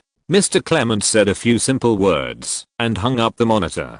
Trick Kennedy then turned off the monitor on this side and said, Luo An, you must do your best to investigate this case. Luo An tilted his head in confusion. What do you mean? Some time ago, the FBI Washington headquarters had another quarrel over the existence of your 10 special investigation teams. Trick Kennedy sneered and said, the final agenda of that group of people is to cancel your 10 special investigation teams and let you return to the original sequence of ordinary investigation teams. A group of short-sighted guys with civet coffee in their heads. Luo An frowned slightly and asked, have they decided? It has been determined. For some reasons, this news will be officially issued in 4 months. Trick Kennedy patted Luo An on the shoulder and said seriously, but as long as this case is investigated, Mr. Clement will have sufficient reasons to shut those people up and save your special investigation team. Okay. Luo An was silent for a while, nodded, and then asked, before investigating this case, do you have any information files to give me? Trick Kennedy shook his head. No. New technology equipment? No. The work content handled by Minister Alexander before his death. It was taken away by the Information Management Department. I can't get it. The information of the 3 agents in the Washington headquarters? It was taken away by Minister Alexander before. So, you can't provide any help? No, I just gave you the autopsy reports of Minister Alexander and the truck driver. In addition, you still have that flip phone in your hand. You can call me and Mr. Clement. Luo An. 10 minutes later, Trick Kennedy left the room with the black bodyguard. They still had to take the small plane back to the FBI Washington headquarters. The plane was specially made to prevent some people from noticing that Trick Kennedy met with Luo An tonight. From tonight, the special investigation team led by Luo An began a 3-month vacation. In fact, this period of time was the time left by Mr. Clement and Trick Kennedy for the special investigation team to secretly investigate this case. At the top of a building in Los Angeles, outside a small room, lights flickered and cold wind whistled. Looking at the back of the helicopter carrying Trick Kennedy and the black bodyguard, Roan, who was wearing a black suit and had messy hair blown by the wind, looked stern and silent for a long time. He took out his mobile phone from his pocket. Special investigation team agents, meet at Lass's ward in 2 hours. Winslow arrived at Lass's ward first.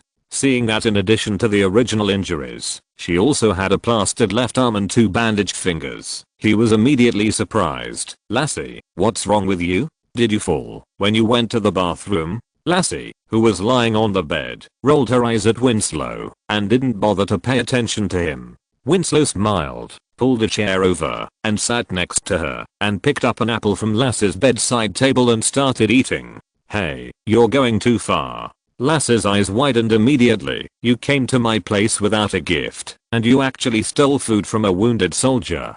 When Roan and Mona came before, they brought me a few bottles of drinks. You can't eat it now anyway, and it's a waste if it goes bad. Winslow quickly ate the apple in a few big mouthfuls, and while eating, he said that he was drinking with someone in the bar before, and he came here as soon as he received the call, so he didn't have time to buy a gift, and he would make it up to Lassie next time. Without waiting for Lassie to speak, Winslow picked up the second apple and asked at the same time, do you know why Roan called us so urgently just now? The time now was close to 12 o'clock in the evening. Since I joined the special investigation team, Roan rarely calls to gather people at this time.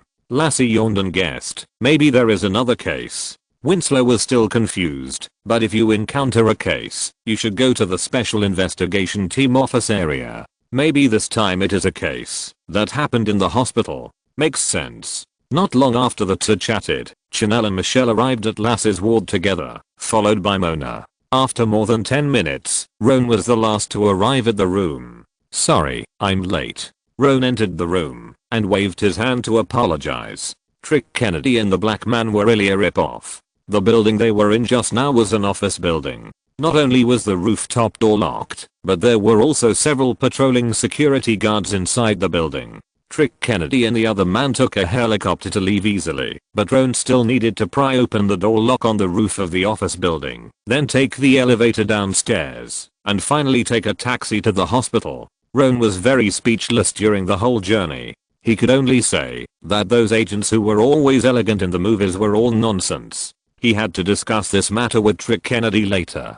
After making sure that everyone was present, Roan asked Winslow and Chenia to carefully check the ward and reassure that there were no eavesdropping devices or similar equipment in the room. Just in case there was no problem, Roan briefly described the case of Minister Alexander. What? After listening to Roan's narration, Lass's face was full of surprise. Let our special investigation team investigate and handle the case of the FBI Washington headquarters? Normal situation. Chenia leaned against the wall, folded her arms across her chest, and said coldly, the agents there are much more complicated than the agents in our branch. It is normal for Minister Trick Kennedy to not trust them. Winslow, who was sitting on the chair, was concerned about another thing. He said with a serious face, there are 3 agents in the FBI Washington headquarters and 7 agents in the special investigation team of the Chicago branch. 10 well-trained agents with their own specialties can lose contact. The strength of the mastermind behind this case is definitely extraordinary. Mona took out her laptop again and analyzed. Is there a possibility that these 10 people lost contact on their own initiative? They were investigating something at the time and learned that Minister Alexander had a car accident. Just in case, they had to choose to lose contact. Michelle, who used to work in the supervisory office of the FBI Washington headquarters, nodded and said, there is such a possibility. After analyzing the situation for a while, they all looked at Luo An and asked, team leader, what should we do next? Luo An raised his lips and waved his hand. It's very simple. Since we're already on holiday, let's go traveling. Chapter 516 Analyzing Clues, Luo An and Others Vests. The next afternoon, in Las Vegas, Roan, Mona, Winslow and Chanel, wearing sunglasses and dressed in travel clothes, walked out of the airport slowly with their bags. They took a taxi to a hotel, carried their belongings, and walked into the room they had booked in advance, and agreed to meet in an hour. Because of her injury and hospitalization, Lassie could not participate in the operation, so Roan gave her a few bottles of vitamin functional drinks and asked Michelle to stay with her to cover up. An hour later, the 3 of them simply packed up their personal belongings, rested for a while, and came to Roan's room together. In the room, Roan found a roll of tape and pasted the photos and names of the Chicago Special Investigation Team, including the team leader, a total of 7 people, and the photos and names of 3 agents sent by the FBI Washington headquarters on the wall. Pointing at the photos on the wall, Luo An said in a deep voice, Minister Alexander of the Washington headquarters is dead, and only these 10 people know exactly what happened. So our next primary goal is to find them. After Luo An finished speaking, Chenia narrowed her eyes and analyzed. There are 10 of them. They will not be a small target wherever they go. Should we check their itinerary? Of course we should. Luo An nodded and said, Winslow, Chenia, your next focus will be on investigating the ticket sales records of airplanes, trains, buses, etc. in the area where the FBI Washington headquarters is located. The surveillance of the surrounding roads should also be investigated. The possibility of these 10 people driving away from the Washington headquarters area cannot be ruled out. No problem. Chenia's computer skills are similar to Michelle's, and she can both help Mona. Winslow is not very good at computers, but he can still do things like comparing surveillance. The 2 nodded in agreement. Roan then looked at Mona and asked, Minister Alexander and Ethan Patel, the head of the Chicago Special Investigations Team, can you find any clues on their computers? The circumstances of this case were somewhat special. In addition, Kennedy and Mr. Clement asked him to investigate freely, so Roan asked Mona to use some methods that he usually did not allow her to use. I checked it last night. Mona spread her hands and sighed. Those 2 people should be older and not very good at using computers, or they don't trust computers. In short, there is no useful information there. I now strongly suspect that these 2 people are likely to use traditional paper materials to record the situation behind this case. Then let's continue to check the situation of other people, such as computers, consumption records, and financial conditions, and try to find clues. No problem. Mona and the other two began to get busy. Roan closed his eyes and rubbed his temples. Kennedy couldn't get paper materials, so they could only grope in the dark to investigate, and the progress was very difficult. After a long pause, Luo An's thoughts shifted from the situation of this case to the question of the continuation of the special investigation team. Trick Kennedy had said before that the headquarters was planning to cancel the establishment of the special investigation team. Once this happens, Luo An will either return to New York or stay in Los Angeles, but no matter where he is, he will become the leader of an investigation team with a number, and his power and funds will be greatly reduced. Luo An, I have a new discovery here. Just as Luo An was thinking about the future of the special investigation team, Chinia suddenly said loudly, I found out the itinerary of some of the 10 people.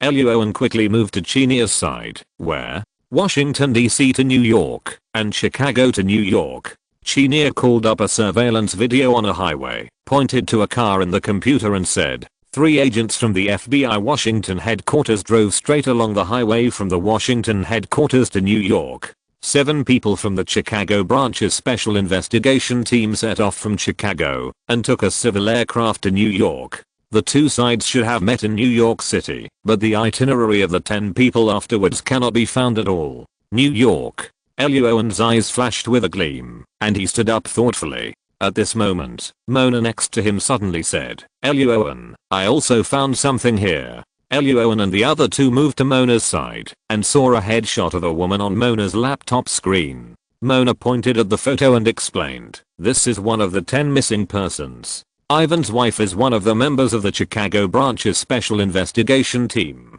Her name is Kaylee, and she works in a veterinary clinic. When I was investigating the family members of these missing persons just now, they were either calling around to inquire about the situation, or didn't know about it, and went to work normally every day. Only this Ms. Kale's consumption record showed that she bought a ticket to go abroad, and was going to leave the Federation, and go to Africa. Africa? Winslow was very surprised. It doesn't seem to be a good place. Chinia, who came from the international business department, had her eyes lit up and thought of something and said, but there are many countries there that are very suitable for hiding your identity and living out the rest of your life incognito. Seeing that the information Mona found on the computer showed that Kaylee and her husband Ivan had no relatives or friends in Africa, Luo An did not hesitate and immediately said, Mona, contact that airline and ask them to find a way to stop Ms. Kale from going abroad. Let's go to Chicago. Understood. Chicago, one of the world's financial centers, the third largest city in the federal government, is also a well-known crime capital, once sitting on the throne of the federal crime rate. The city council even called on criminals in the city to only shoot after 9 p.m. and try not to shoot and commit crimes between 9 a.m. and 9 p.m. so as to give citizens a stable life. Mona's father, Javari Evans, was born in Chicago. Because the local customs and people were too warm, he chose to join the CIA. In an apartment in a community in the south of Chicago, a young woman with long red hair and a few freckles under her eyes was packing her personal belongings in the room with a nervous look on her face. Ding dong. Just then, there was a knock on the door on the first floor. The nervous Kaylee was startled and trembled. She took a deep breath, went downstairs to the kitchen, got a kitchen knife, and then walked to the door and asked, who is knocking on the door? Hello, we are agents of the NSA, National Security Agency. The people knocking on the door were Luo An and his 4 friends. However, this case was special. In order to avoid attracting some people's attention during the investigation, Luo An gave them 4 FBI agents a layer of NSA vests. In addition to the NSA, Luo An and his 4 friends also had certificates from several departments such as the CIA, Central Intelligence Agency, DIA, Defense Intelligence Agency, CSS, Central Security Service, and ICE, Inland Revenue Service, in their pockets. They used different certificates when they met different people, and there was always a way to make different people dare not ask or provoke them. NSA. Kaylee was stunned in the room and asked through the door, what do you want to talk to me about? I think it might be more appropriate to talk in the room. Okay. Kaylee pondered for a few seconds, took a deep breath, threw the kitchen knife aside, and slowly opened the door. Seeing Luo An and the other 4 people looking at her with smiles outside the door, Kaylee showed a somewhat stiff smile on her face, stepped aside and said, "Please come in." "Thank you." Luo An and the other 4 walked into the room. Kaylee stood by the coffee table, put her hands behind her back, and twisted them together, and asked, "Are you looking for me, or my husband Ivan?" "Ivan is the FBI. He has been on a business trip, and hasn't come back yet. It is precisely because your husband Ivan has been on a business trip that we are looking for you." Turning on emotional perception, he found that the lady in front of him was full of panic, and at a loss. Luo An gave Chinia a look, and the other party nodded in understanding, stretched out his hand to pull Kaylee to sit next to him on the sofa, and began a comforting conversation. At the same time, Mona walked over to Roan holding her laptop and whispered, "I found something." Chapter 517 Florida, New Discovery. Before going to Chicago, Luo An and others had carefully investigated Kayla's identity information. According to the information, Kaylee and Ivan's parents were neighbors. They grew up together and went to the same school from elementary school to middle school. They went to different schools in college, but the 2 schools were still in the same city. Kaylee's parents are devout Christians. Influenced by her parents, Kaylee naturally believes in religion. After marrying Ivan, she goes to work at the pet hospital on weekdays and volunteers at the church on weekends. Ivan loves Kaylee very much, and the 2 have hardly quarreled since their marriage. On the sofa, Chinia showed the search warrant to Kaylee, and while whispering to comfort her, she began to simply ask her why she wanted to leave the Federation. At the same time, as soon as Mona entered the room, she took the other party's mobile phone from a few magazines on the coffee table to investigate the communication records and other information. There was a text message that was deleted not long ago, but Mona restored it, which caught her attention. She showed it to Roan. The content of the text message was very short, with only one number.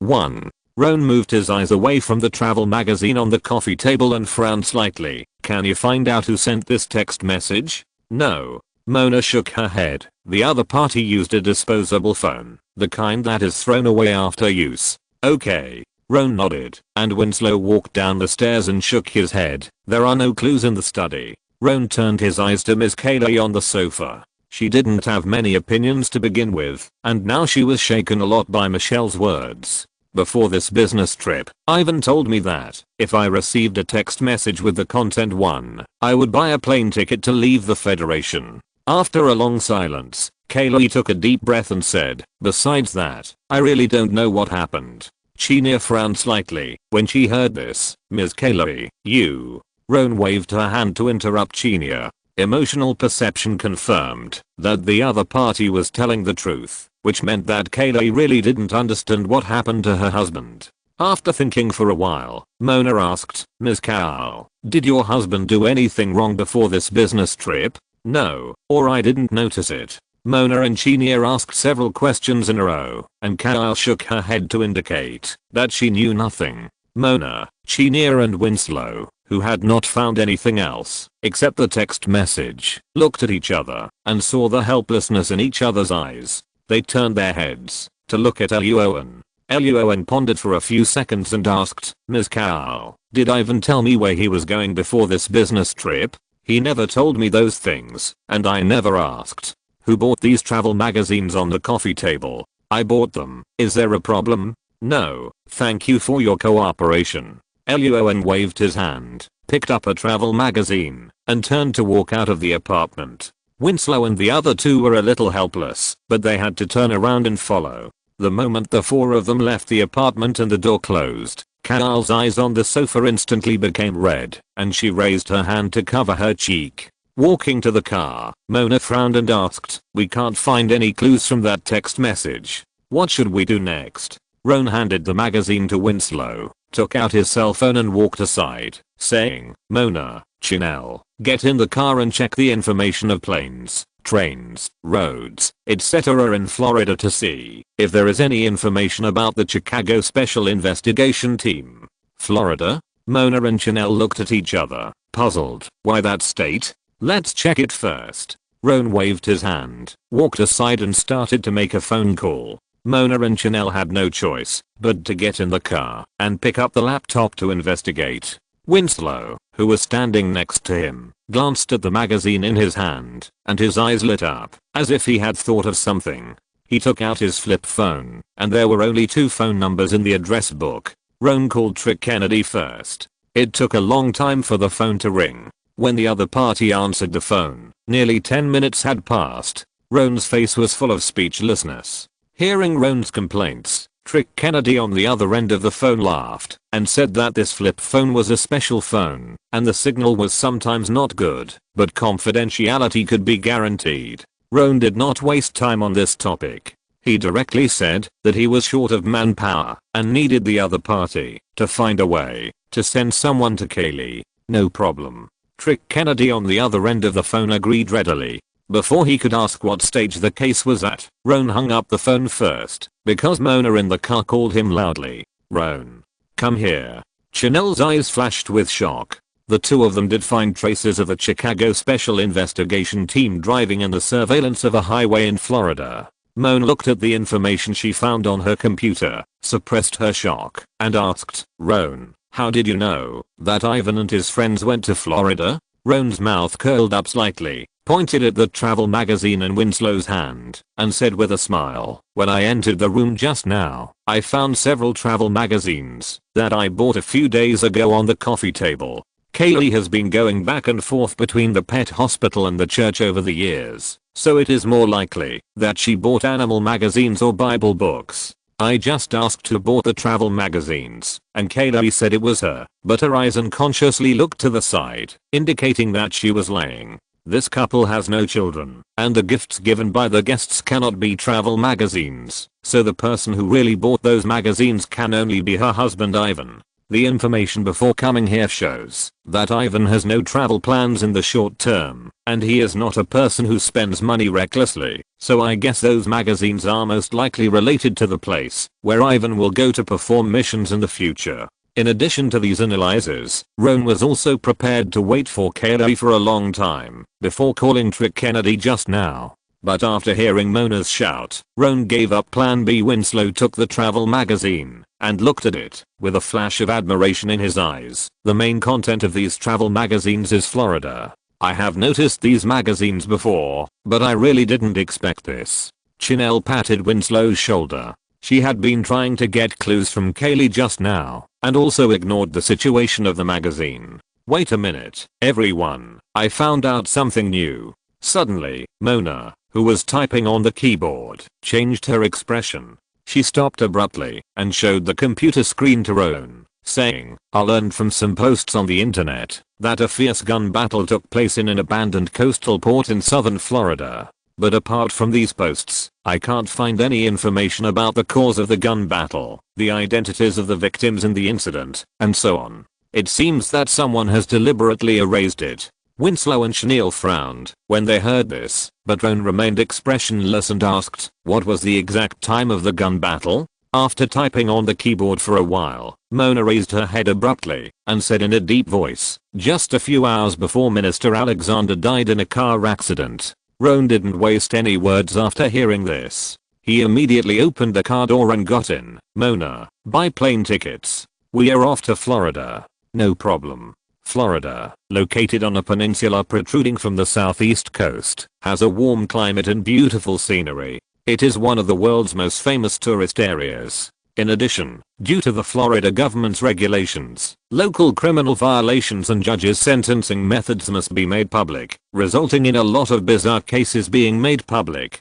For example, sneaking into a neighbor's house in the middle of the night to shave the neighbor's pet's head, climbing over the wall to enter the prison in the middle of the night to play with friends, etc., which led to the internet's Florida doesn't keep idle people joke. Luo An and his 4 friends arrived in Florida at midnight. On the way to the reserved hotel in a taxi, Mona, who was typing on the laptop keyboard with her head down, suddenly changed her face, patted Luo An's arm, and whispered, "Luo An, I'm afraid I found someone from the Chicago Special Investigation Team." Chapter 518, Find the Agent of the Chicago Branch, The Mole. Florida, a hotel parking lot near the airport. 9 hours ago, someone in the area a few kilometers north of the abandoned port called the police and said they found 2 suspicious people with gunshot wounds and weapons in their hands.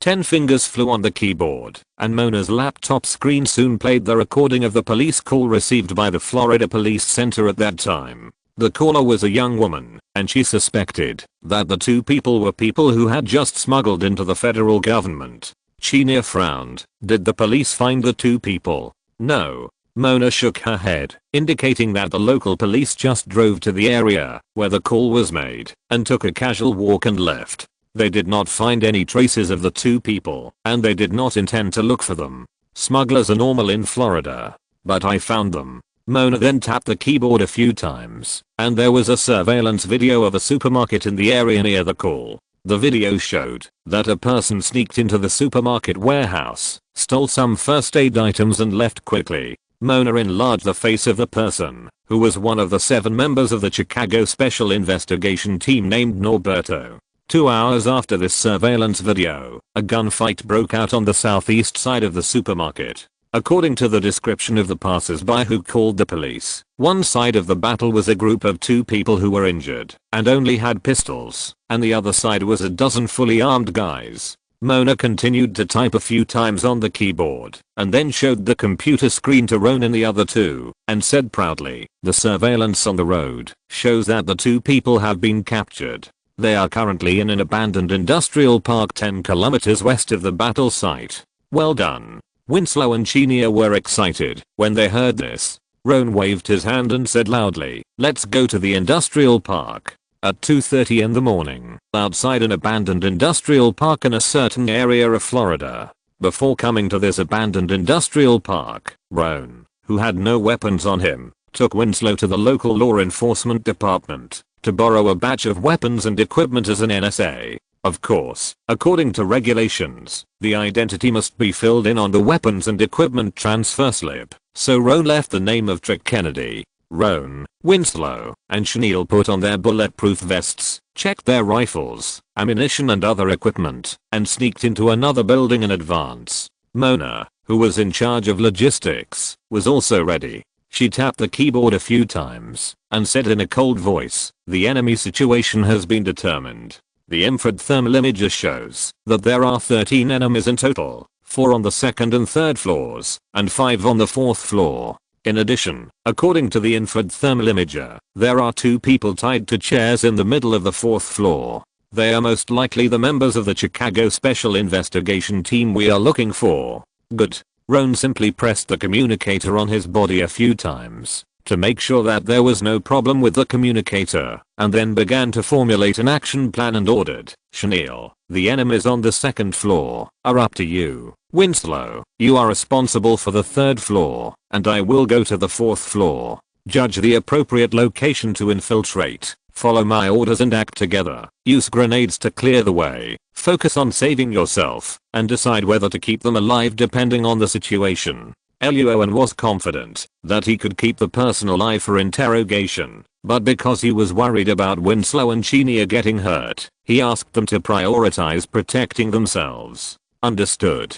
Winslow and Chenia nodded heavily, and Luo An made a gesture. The 3 of them immediately bent down and raised their weapons, quickly sneaked into the industrial park from different directions, and headed straight for the building where the target person was. Silently moving to the back of the building, Luo An took out a bottle of Swift Potion and a bottle of Featherfall Potion and poured them into his stomach. With a gleam of light in his eyes, Luo An put the rifle behind him, stepped on the ground with both feet, and suddenly jumped up. He immediately grabbed the concrete floor with both hands, and then took advantage of the momentum to grab the iron fence, and continued to jump and climb upwards. Soon, without anyone noticing, he moved from the 1st floor to the 4th floor. We have arrived at the designated location. On the 4th floor, which was full of ruins, Luo An hid behind a pillar, crouching with a rifle in hand, carefully observing the enemy not far away across the street through the telescope, and whispered expressionlessly, "The locations of 5 enemies have been determined, but no hostages have been found."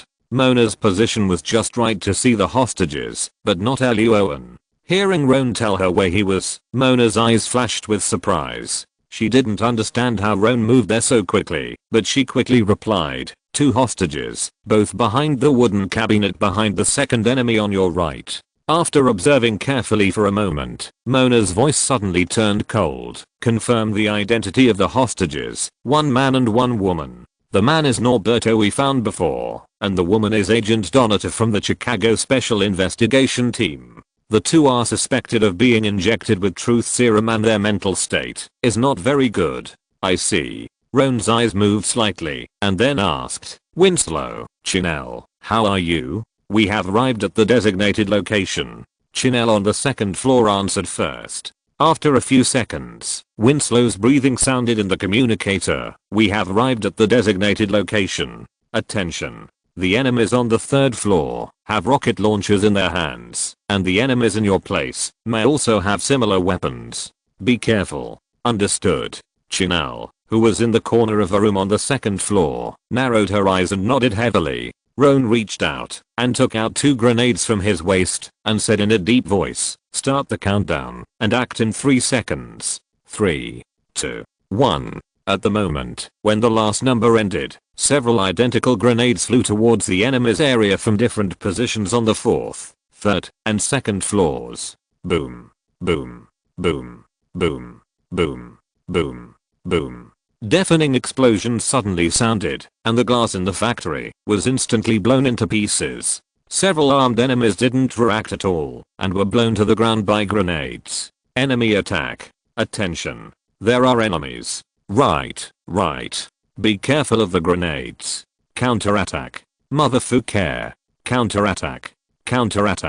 Bang, bang, bang. In an instant, explosions and exchanges of fire sounded one after another on the 2nd, 3rd, and 4th floors. Winslow and Chenier followed Roan's previous instructions, first using grenades to clear the way and blow up 2 enemies, and then quickly raised their guns to attack before the enemy could react, easily killing the remaining 2 enemies. On the 4th floor, 2 grenades thrown by Luo An successfully blew up 2 enemies, and their bodies fell directly to the 1st floor along the large hole. At the moment, when the glass shattered, Luo An rushed out like a cheetah, holding his weapon and quickly rushed towards the remaining 3 enemies. Bang, bang, bang, bang, bang, bang, bang, bang.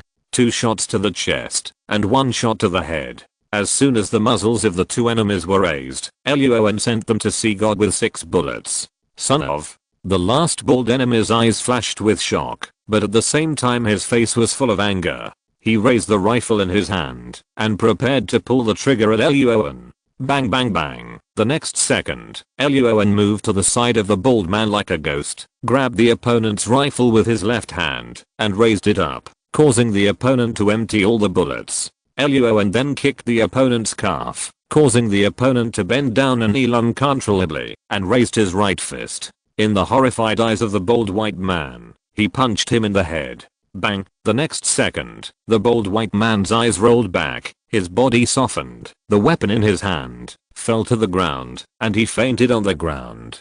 The enemies on the 2nd floor have been cleared. The 3rd floor is done. The enemies on the 4th floor have also been dealt with. Hurry up and go upstairs after reloading your guns. Mona, come over too. Luo An pressed the communicator and replied casually, then bent down to take out handcuffs and handcuffed the bald white man's hands and feet together, then walked around the wooden cabinet and walked towards the hostages behind. A man and a woman were tied to 2 chairs. Their faces were full of swelling and wounds, their eyes seemed to be half open, and their mouths trembled and whispered something from time to time. Luo An frowned slightly, and while helping the 2 people untie them, he gently patted their cheeks. I'm Luo An Greenwood. Your team leader should have mentioned me. How is it? Can you hear me? The next second, the male agent Norberto suddenly widened his eyes, grabbed Luo An's arm, and shouted hoarsely, Insider. Report to the headquarters.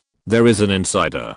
Chapter 519. The mission of the Chicago investigation team. The story of the day of operation. After Norberto screamed heartbreakingly, blood suddenly came out of the corner of his mouth. His body twitched wildly, and he quickly lost his breath. Fouquet. Seeing several empty syringes of truth serum on the table next to him, Roan cursed in a low voice. Fortunately, although the female agent Donita next to him was in a bad state, her breathing was relatively stable. Roan quickly untied the rope behind her and laid her down steadily on the ground. Soon, Winslow, Chanel, and Mona arrived on the 4th floor one after another. Seeing Norberto, who was already dead, the three of them looked very unhappy. Roan bent down and carefully examined for a moment, then looked up and concluded, Norberto has a lot of untreated wounds on his body, and even bullets are inside. The surveillance that Mona found before showed that Norberto had gone to the supermarket to steal medicine. Now it seems that most of those medicines should have been used by him to treat Donita, and he probably didn't use much himself. In addition to these excessive doses of truth serum, Chanel and Winslow looked at the bald man who fainted on the ground next to them with dark expressions, and their eyes were full of anger. The gunfire was too intense just now, and Roan was worried about causing the local police to intervene, so he asked Chenier and Winslow to take some photos of the faces of the dead enemies, leaving them as evidence for later investigation of their identities. Mona helped Donita downstairs. Roan carried the fainted bald man and carried Norberto's body into the car. After Winslow and Chenier took the photos, they immediately drove away from the abandoned industrial park. More than an hour later, in a remote forest a few kilometers away, Donita slowly woke up. After learning the identities of Roan and others, Donita's eyes suddenly flashed with excitement. But when she saw Norberto's body next to her, Donita couldn't control her emotions. Her eyes were red and she sobbed. The atmosphere in the car was very depressing. Chenier and Mona whispered to comfort Donita. When Donita's mood stabilized, Roan talked about Norberto shouting of a traitor before his death and Minister Alexander's death in a car accident, and asked, what mission did you Chicago Special Investigation Team and FBI headquarters agents go on this time? What happened on the day of the mission? We were betrayed. A traitor betrayed us.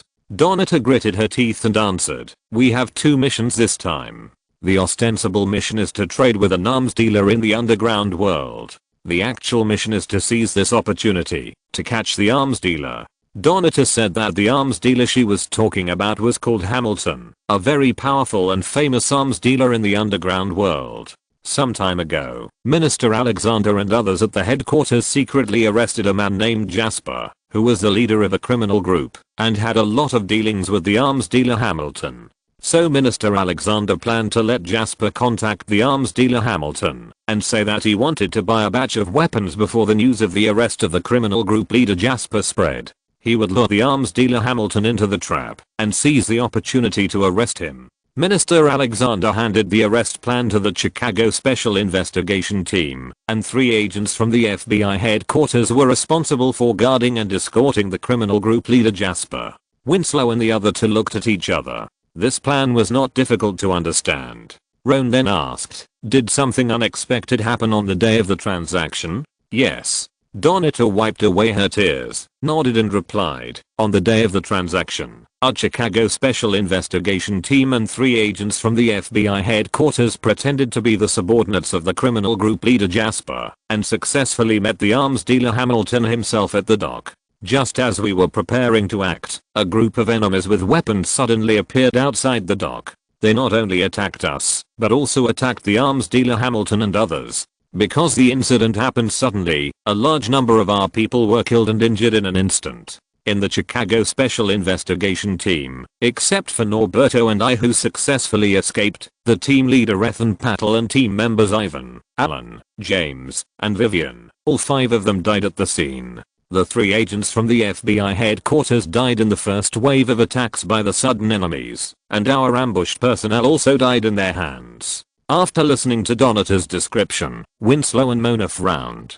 Chanel suddenly changed her expression and thought of something. She subconsciously looked up at Luo An and prepared to speak. Seeing Chanel's action, Luo An gave her a calm expression, signaling her not to speak, and then asked, Donita, what is the inner ghost you and Norberto talked about? Isn't it very simple? Donita wiped away her tears with the back of her hand and said angrily, this mission is top secret. Along the way, all of us have had our mobile phones and other communication devices taken away. But on the day of the transaction, a group of enemies suddenly appeared and wanted to kill us. If there was no inner ghost, how could the group of enemies know about this operation? Luo An narrowed his eyes slightly. Then Donata, who do you think is the inner ghost? Donata answered without hesitation. Of course, the one who survived is the inner ghost. At this point, Donata's face suddenly changed. Because all the others are dead, now she is the only one alive. But, I'm a inner ghost.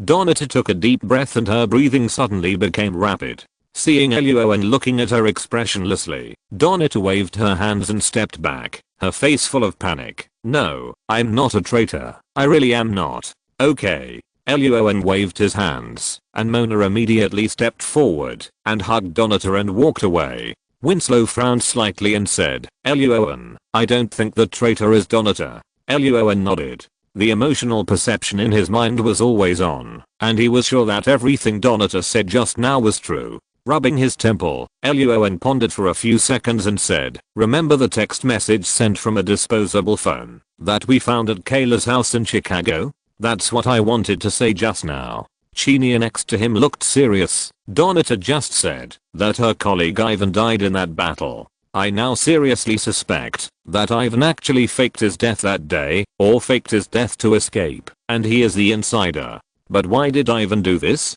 Winslow also remembered this. His face darkened. For money? Or for something else? It's possible. Luo An waved his hand to interrupt Winslow and Chinia's discussion, then took out a pistol from his waist, walked to the side of the still unconscious bald white man, and kicked him in the stomach. Bang, fu. The severe pain made the bald man wake up instantly, but when he saw the black hole of the gun muzzle on his forehead, cold sweat slid down, and he stopped the curse, just as he started to say it. I ask, you answer. Roan tapped the bald man's head with a pistol, looked at him expressionlessly, and said, it can be seen that you work for money. Only when you live can you have a future. You only make so much money a month. There is no need to risk your life like your colleagues, right?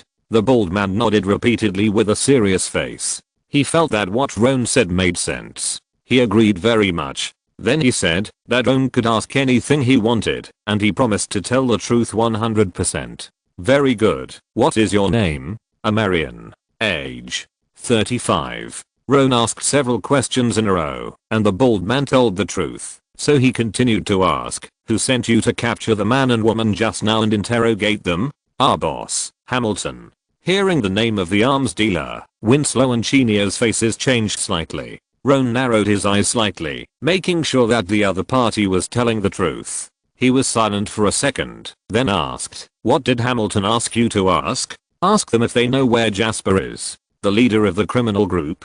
He's not dead. No, he ran away at the dock that day, and we didn't catch him. Why did you also attack your boss Hamilton at the dock that day? A self-torture trick? I don't know. The bald man shook his head repeatedly, saying that their boss's order was to kill everyone at the dock, except Jasper, the leader of the criminal group. The bald man then said that he was just a grassroots soldier and had never seen the boss in person. He heard this order from the captain, and they had only seen the photo of Jasper, the leader of the criminal group.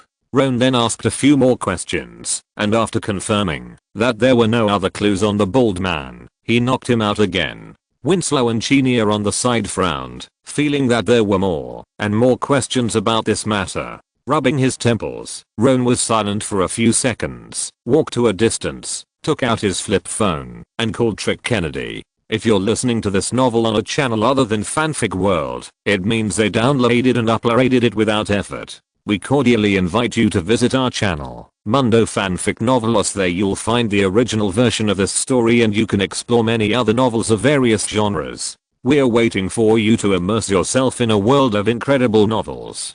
Chapter 520 Mission Objectives, Analysis, and a Mole. Far away, Washington, D.C. What? After listening to Roan's narration on the phone, Trick Kennedy's eyes widened, and he said in disbelief, Minister Alexander asked the Chicago Special Investigation Team to carry out a mission to take the criminal group leader Jasper to Lure and capture the arms dealer Hamilton? That's right. Roan nodded and continued, but because of the traitor, the operation failed. Fouquet. Trick Kennedy on the other end of the phone walked back and forth in circles, his face as ugly as it could be, and he cursed a lot of federal greetings. After a long silence, Trick Kennedy took a deep breath and whispered, "Roan, you must find and capture Jasper. Call me in time. If you encounter any difficulties, I will find a way to help you solve it. What I can't solve, Mr. Clement will also help you solve it." Roan's face changed slightly, and he asked, "What about the arms dealer Hamilton and the mole? They are not important." Trick Kennedy on the other end of the phone panted, his eyes red, and said, "Listen, Roan, as long as you find and capture Jasper, the credit will not be less." Roan narrowed his eyes and said, "Sir, can you tell me why Jasper is so important?" Trick Kennedy on the other end of the phone was silent for a long time after hearing this, took a deep breath again, and whispered, "Roan, I can't say too much about the specific situation. You just need to know that Jasper is not only the leader of a criminal group, he also holds several lists related to the FBI, CIA and other departments." At this time, Trick Kennedy was furious because Jasper was captured by their lineage. After some exchange of interests, Jasper was transferred to Minister Alexander's lineage. He never expected that Minister Alexander would be so bold as to use Jasper himself to go fishing, and failed to catch him, causing Jasper to disappear and run away. The two of them had a brief discussion, and hung up the phone. Trick Kennedy picked up the coat on the table and walked out. This matter must be reported to Mr. Clement as soon as possible. The group of people on the other side made such a big mistake. It's time to have a good talk with them. At the same time, in a forest in Florida, Roan put his flip phone in his pocket, thought for a moment, and turned back to the car. Agent Donater of the Chicago Special Investigation Team fell asleep due to physical discomfort. The bald man was also unconscious. Mona, Chenier and Winslow were sorting out and analyzing the clues they had at present. Mona analyzed, "First of all, we can be sure that on the day of the port operation, there was a mole in the Chicago Special Investigation Team. This mole told someone the situation and time of the operation that day, which led to the failure of the operation and heavy losses." Winslow nodded and added, "This mole is most likely Ivan, and the person who contacted him is most likely the arms dealer Hamilton." "No, this doesn't make sense." Chenier shook her head repeatedly after hearing this, pointing to the unconscious bald man next to her and said, "This guy just said that the order they received was to kill everyone at the port except Jasper, the leader of the criminal group. This everyone includes not only the Chicago Special Investigation Team and 3 FBI headquarters agents, but also the arms dealer Hamilton himself. If Hamilton learned from the mole that the target of the Chicago branch and others was him, then Hamilton would not have had to go to the scene to trade that day, let alone issue such an order to kill himself." Winslow and Mona frowned slightly. Chenier thought about it, and then said, "Is there a possibility that the group of people who suddenly appeared were actually called by the criminal group leader Jasper himself, with the purpose of finding a way to get rid of the predicament he was caught in at that time?" Winslow nodded suddenly and said, "The bald man just said that the boss's order was to kill everyone except Jasper. And he has never seen the boss's appearance. He only knows that the boss claims to be the arms dealer Hamilton. Then this Hamilton is very likely the identity of Jasper in disguise. The person contacted by the insider Ivan is actually not the arms dealer Hamilton, but the arrested criminal group leader Jasper. No, it's still not right."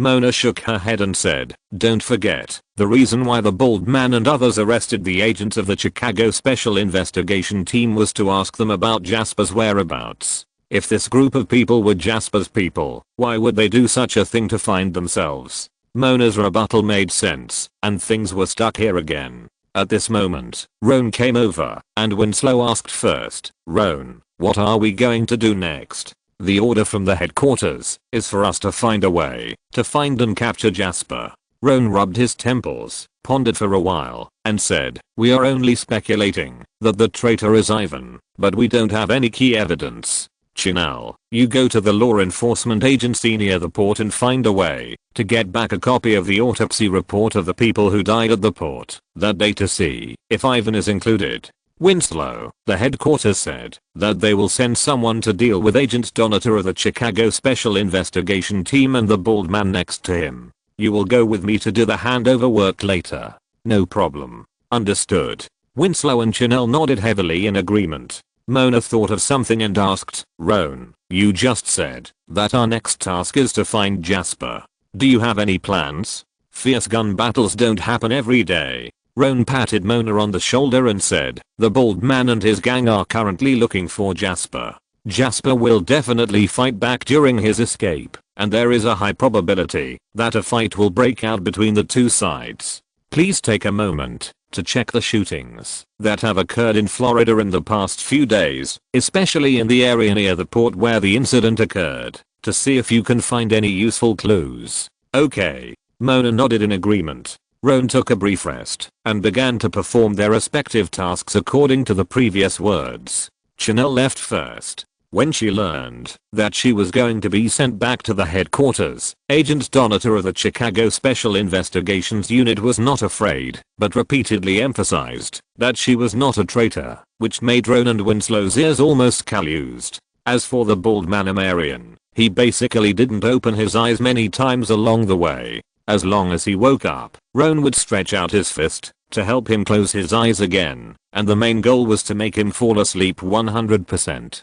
Trick Kennedy acted quickly. Not long after, someone came to pick up Donator and the bald man. On the way back to the temporary location with Roan and Winslow, the phone suddenly rang. "It's me, Mona. I think I found Jasper's trace." Mona on the other end of the phone said that she carefully searched the area near the Anfa port according to Roan's speculation. In the surveillance video outside a gym, Mona found Jasper's figure flashing by, and then she didn't see his trace in other surveillance. "But I found a case." There was a crackling sound of keyboard typing on the other end of the phone, and Mona introduced. In the 6th hour after the surveillance video of that gym, someone reported a burst of fierce gunfire from the beach a few kilometers south of the gym. After receiving the report, the local police waited for the gunfire to stop before going to check the situation. Their report showed that there had been a fierce gun battle on that beach, and the casualties on both sides were unknown. Only one body was found at the scene, and the identity of the body was also found out. It was a human smuggler who had been engaged in human smuggling for many years. Winslow, who was driving, quickly thought of something and frowned. Jasper couldn't have secretly left the Federation by boat. "It's not impossible." Luo An nodded, and before he could say more, Winslow's phone suddenly rang. "It's me, Chanel." Chanel on the other end of the phone said in a hurried tone, "I have obtained the death information, but Ivan is not the only one missing. I'm afraid there is a mole." Chapter 521, Another Missing Agent. The Snakehead heads to the Bahamas. Half an hour later, on a beach a few kilometers south of the port where the crime occurred. These are the death information of all the dead at the port that day. Next to a car, Chinia took out a few thick papers from her pocket and handed them to Luo An and the other two. She explained, "The local law enforcement department only performed basic autopsies on these dead people. The autopsy reports have not been completed yet, so I simply compared their information. The dead at the port, in addition to some suspected arms dealer Hamilton's men and the dead of the third-party forces that suddenly appeared, were only the Chicago Special Investigation Team and 3 agents from the FBI headquarters." Chinia's face turned cold, and she said, "There are 7 people in the Chicago Special Investigation Team. The dead at the port include the team leader Ethan Patel and team members Alan, James and Vivian, a total of 4 people. We met Donator and Norberto who escaped and were caught before. As for team member Ivan, there was only his blood at the scene, but no body." "Son of." Winslow cursed in a low voice and said, "Now it seems certain that Ivan is the traitor." Roan's expression did not change. Chinia saw this and handed him the paper in her hand, explaining with a grim face, "The 3 agents from the FBI Washington headquarters are all men, named Wilson, Leon, and Alex. The local law enforcement agency only found the bodies of Wilson and Leon at the port. The last agent, Alex, also had only his blood at the scene, but no body." Winslow looked left and right, cursing. How did Minister Alexander choose the people? How could there be so many traitors in one operation? Chanel rolled her eyes at Winslow, looked at Roan, and said in a deep voice, "The question now is, who is Alex's spy? What is his purpose? Where is he now?" Roan rubbed his temples, feeling that the inside story of this case was becoming more and more complicated. He was silent for a few seconds, put away the file, and looked at Mona, and asked, "Have you found out the information of the smuggler's men? Now the main goal of the four of them is to find the leader of the criminal group, Jasper. Although the smuggler is dead, it is certainly impossible that all his men are dead. There must be someone who knows some information. The smuggler has a cousin, and the cousin is also in the smuggling business." Mona turned the laptop, showed Roan a photo of man, and said, "He must know something." "Good." Roan waved his hand to signal Chanel to get in the car, and then said, "Winslow, drive. Let's go talk to this cousin." Previously, he learned that the bald man and his group were also looking for Jasper. In order not to alert the enemy, Roan decided not to use the identity of the law enforcement department this time. He first asked Chenia to buy a few black hoods, and then asked Winslow to drive to the entertainment venue that the smuggler cousin often went to. After waiting for a while, the smuggler cousin smiled and hugged two heavily made up women and walked out of the entertainment venue. The three of them walked to the parking lot. Luo An, who was wearing a hood, immediately picked up a brick that could be found everywhere and hit the smuggler cousin's head. Bang, with a muffled sound. The smuggler cousin rolled his eyes and his body softened. Luo An took the opportunity to put the black hood he had prepared before on his head. Then Luo An stuffed a $10 bill into each of the two women to stop their screams, and finally carried the smuggler cousin and threw him into the car. Winslow stepped on the accelerator to the bottom, and the car instantly disappeared on the road. The whole kidnapping process took no more than 30 seconds. For the two heavily made up women looked at the $10 in their hands and couldn't recover for a long time. Chenia in the car was very surprised, and Mona was speechless. Why did she feel that Luo An seemed to be very skilled in kidnapping? Half an hour later, on a beach a few kilometers south of the port, the smuggler's cousin slowly woke up in the familiar sea breeze. As soon as he opened his eyes, he saw a man and two women wearing black hoods digging a hole on the beach with tools not far away. Awake. The snakehead cousin's eyes suddenly widened. Luo An, who was wearing a hood, chuckled when he saw the other party's performance. He took out the rag from his mouth and asked, "I ask, you answer, otherwise you go to that pit and sleep. Is there a problem?" Fouquet. The rag in his mouth was taken out, and the snakehead cousin immediately cursed. "Do you know who I am? Damn it." Bang. Luo An didn't waste any words. He just took the pistol and hit the snakehead cousin's head hard, then pointed the gun at the snakehead cousin and asked, "I ask, you answer, the last time, is there a problem?" Seeing that Luo An had opened the safety of the pistol in his hand, the snakehead cousin nodded with difficulty with a few drops of cold sweat on his forehead, and then thought of something and shook his head frantically. "Good."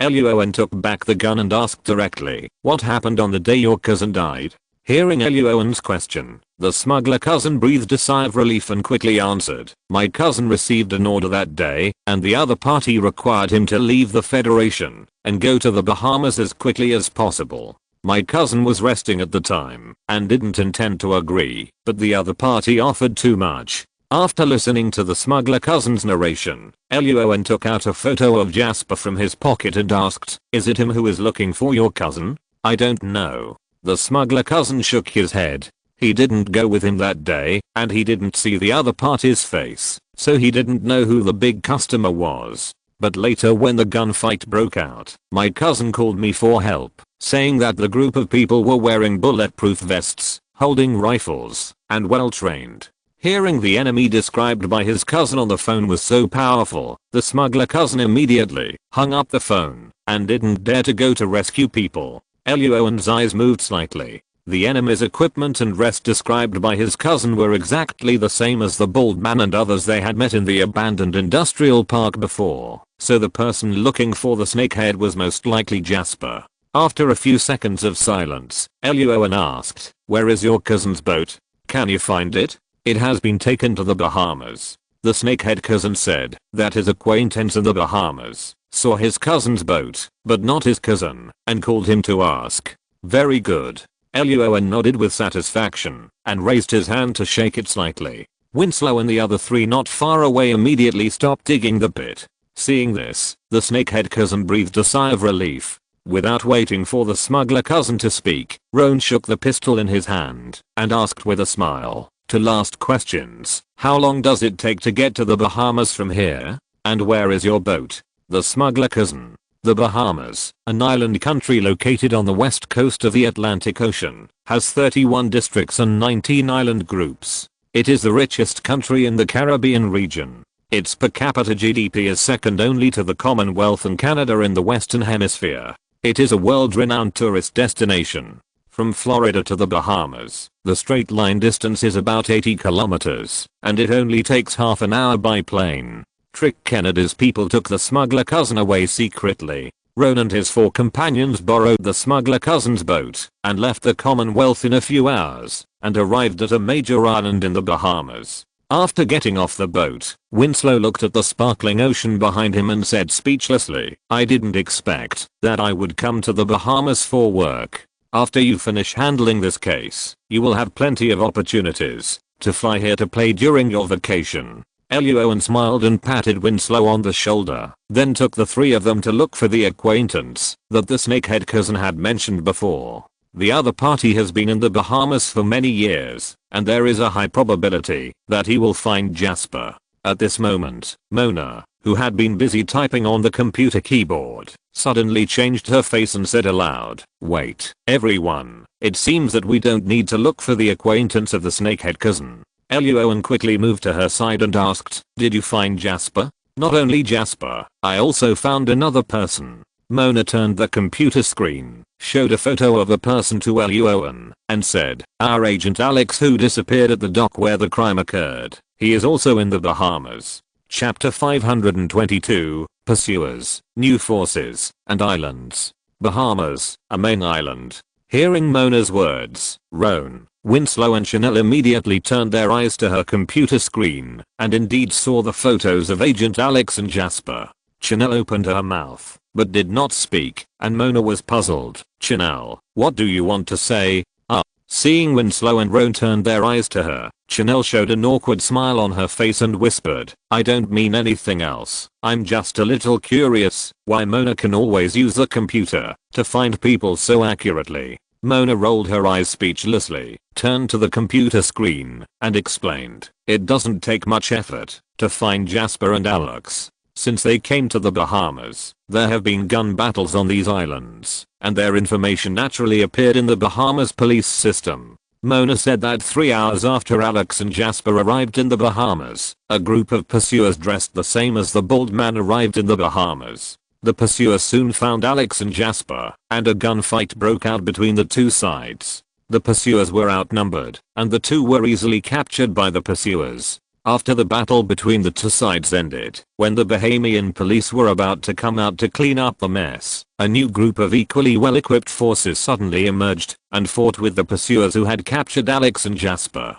The pursuers were caught off guard and had to fight and retreat. They are currently blocked by the new forces on a small island in the Bahamas. As for the Bahamian police, a big shot above issued an order for some unknown reason, which resulted in them not intervening with force. They are currently waiting for the battle to end on other islands. X3. After listening to Mona's narration, Luo An and the other two fell silent, not knowing what to say. Chanel whispered an apology to Mona, and Mona waved her hand to indicate that it was okay. Winslow looked at Roan and asked, "What should we do next?" Roan was silent for a few seconds and asked, "Mona, can you find out the number of pursuers and new forces?" Before landing on the island, the number of pursuers was about 10, and the number of new forces was about 18. Mona tapped the keyboard a few times, looked up and replied, "But the island has lush vegetation and complex terrain. In addition, some big shots above have not spoken, so the Bahamian police have not landed on the island. They don't know how many people are still there." Winslow's eyes were burning, and he thought of something. "Roan, what do you mean?" Roan replied, "Call the headquarters for help, and then go to the island to arrest people." Chanel next to him thought for a few seconds and said, "If we go to the island as a third party, I'm afraid it will cause a joint attack from the two waves of forces on the island. So before we go to the island, we need to disguise our identities first." Roan grinned, took out his mobile phone, and called Trick Kennedy. The Bahamas, located opposite the southeast coast of Florida and northeast of Cuba, consists of more than 700 islands, of which only more than 20 are inhabited. Because it is too close to the Federation, the US dollar has directly become the common currency of the Bahamas, and the economy relies almost entirely on the single pillar of tourism. After receiving Roan's call, Trick Kennedy, who was arguing with someone at the FBI Washington headquarters, did not hesitate to stop arguing, and walked out of the room, took out another phone and called someone. In less than an hour, Roan and his 4 companions met a 7-man team sent by Trick Kennedy. The captain of the 7-man team was a middle-aged white man with a full beard. He grinned and stretched out his hand to shake hands with Roan. "Hello, I'm the captain of this team. Just call me John. Just call me Roan." Roan stretched out his hand to shake hands with the other party, and Winslow and the other 3 took the weapons and ammunition from the other team members. Because of Roan's request, most of the equipment they took was the same as the group of pursuers on the island. After making sure that Roan and his 3 companions had obtained their weapons and equipment, Trick Kennedy on the phone said seriously, "Roan, this team will be under your command for the time being. In addition, I have sent people from the Federation to the Bahamas to support you. They will be here in 3 hours. Be careful on this trip, okay?" Roan chatted briefly with the other party and then hung up the phone. Captain John had received Kennedy's order before coming here. Seeing this, Roan did not waste time and directly talked about the plan to land on the island. "Mona, after landing on the island, you will find a way to access the contact channel of the pursuers. We will pretend to be the bald man's team before attack from both sides first, defeat the new force, and then defeat the pursuers and capture Alex and Jasper." Mona nodded heavily in agreement.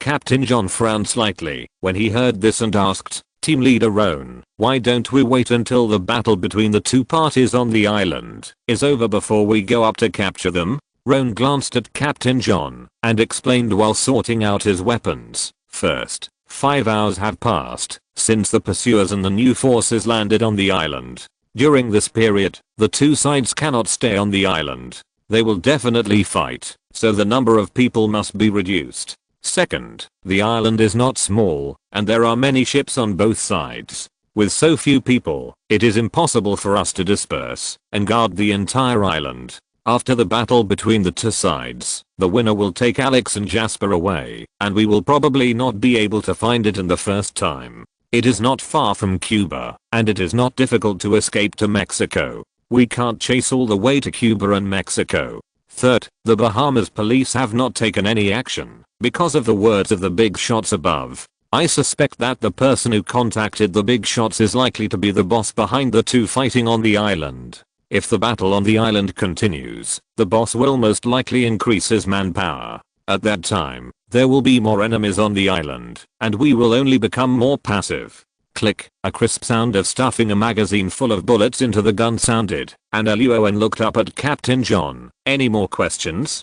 Captain John grinned and shook his head. Team leader Luo An's analysis makes sense. I have no questions. Good. Luo An stuffed the smoke bomb and grenade into his waist, waved his hand and said, "Let's go." As soon as the voice fell, the 11 people automatically divided into 2 teams and drove to speedboats to the target island. The process of sailing was very smooth, without encountering any attacks. The group successfully landed on the island and walked into the jungle. They stopped and looked around.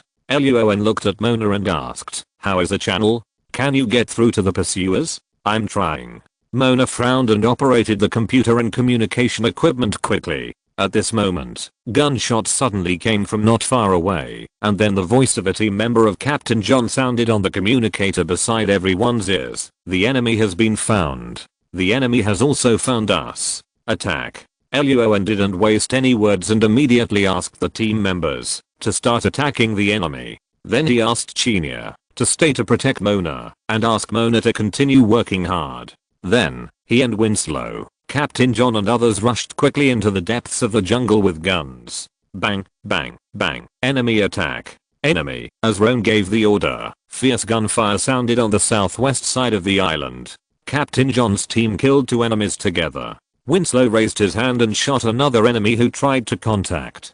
Captain John looked at him with appreciation. "Good shooting skills." "Yeah." Winslow nodded expressionlessly, then walked to Roan who was checking the body and asked, "Team leader? These 3 enemies are the new forces Mona mentioned before." Roan stood up from the body, looked up at the distance where sporadic gunfire sounded, narrowed his eyes, and said, "In addition, the equipment of this group of people looks familiar." Winslow was silent for a few seconds, and suddenly remembered something, and widened his eyes. At this moment, the crazy warning of emotional perception in his mind made Roan's face change. He pushed Winslow down and shouted, "Everyone, get down." The next second, a penetrating crater suddenly appeared on the tree behind Roan and Winslow. Chapter 523 Battle on the Island. Third party? Sniper. There's a sniper. Find cover. Cover. Captain John and his men were stunned when they heard Roan's words. They reacted when they saw the tree being pierced by bullets and quickly bent down to avoid and find cover. He's on the south side. Looking at the craters on the trees, Roan immediately determined the direction of the sniper and then ordered loudly, "I'll deal with the sniper. You keep going forward to deal with the enemy. I'll be back soon." As soon as the voice fell, Roan rushed towards the area where the sniper was like a cheetah. Team leader Roan. Fouquet. Seeing Roan's figure disappear in the blink of an eye, Captain John's eyes suddenly widened in anxiety, and he loudly ordered his team members to obey Roan's orders and keep going forward, and then he quickly got up and chased after Roan's back. At the same time, seeing Roan's figure running towards him at a high speed, the sniper's mouth flashed with a cold smile, changed his position, raised his gun, and aimed at Roan, took a few deep breaths, and suddenly pulled the trigger. Bang! The gunshot rang out, and the next second, in the shocked eyes of the sniper, Roan dodged the bullet by taking a step to the right in advance, as if he knew he had fired. Impossible. The sniper's expression froze, his pupils shrank suddenly, and his face was full of disbelief. On the other side, Captain John, who saw the scene just now, was even more shocked than him. He felt his scalp tingling, and he didn't understand how Roan managed to dodge the bullet. "I found you." Feeling the new direction of the bullet, Roan immediately located the other party with the emotional perception in his mind, grinned with a sunny smile on his face, and quickly rushed towards the sniper. Fouquet. Seeing the cruel smile on Roan's face, the sniper, who was shocked by the scene just now, was horrified, and reacted quickly to move the muzzle of the gun to continue attacking Roan. But at this time, Roan had already moved in front of the sniper at an extremely fast speed in the unbelievable eyes of Captain John, then grabbed the muzzle of the sniper with his left hand, and raised it up, and hit the sniper's Adam's apple with his right hand. Bang! With a muffled sound, the sniper's eyes turned red after being hit in the throat. He uncontrollably let go of the hand holding the gun, and covered his neck instead. He fell backwards with a short breath, and fell to the ground. Luo An took advantage of the situation and knocked the sniper unconscious with a punch. He tore off his clothes and tied up the sniper's hands and feet. When Captain John ran here, the sniper had been completely controlled and dealt with by Luo An. "He is in your hands." Picking up the R-15 with a high power scope that originally belonged to the sniper on the ground, and taking the remaining bullets from the sniper, Luo An smiled and patted Captain John on the shoulder, then turned around and quickly went to the direction where Winslow and others were heading. Looking at the sniper on the ground, and then looking up at Luo An's back that disappeared again, Captain John panted slightly, his lips trembling, and he didn't know what to say at all. Bang, bang, bang. Bang bang bang. On the other side, Winslow and the other 6 members of Captain John's team had already started exchanging fire with 10 new force enemies. Behind the new force, the remaining 5 pursuers began to fight back frantically because there was a cliff behind them and they had no way to retreat. However, the enemies of the new force were in a slightly higher position and had the advantage of terrain. Even though there were enemies in front and behind, they were not seriously injured for a while, but instead they suppressed the pursuers and Winslow and others.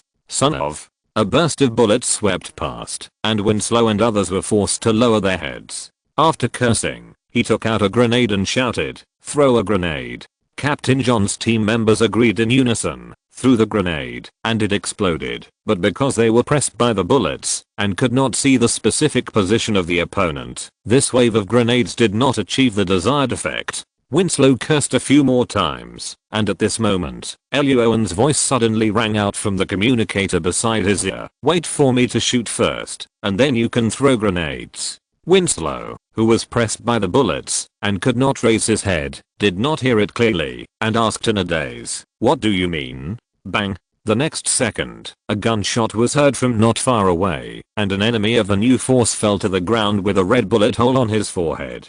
Sniper. Bang. The person next to him saw the miserable state of his teammates and his pupils shrank. Just as he started to shout, another gunshot rang out, and he was also shot in the forehead, and fell backwards to the ground. Bang, bang, bang. 3 more gunshots rang out, and 3 enemies of the new force fell to the ground. The remaining 5 people reacted, and hurriedly pressed their heads behind the obstacles. Winslow also understood Luo An's words at this time, grinning and shouting, "Grenade." Boom. Boom.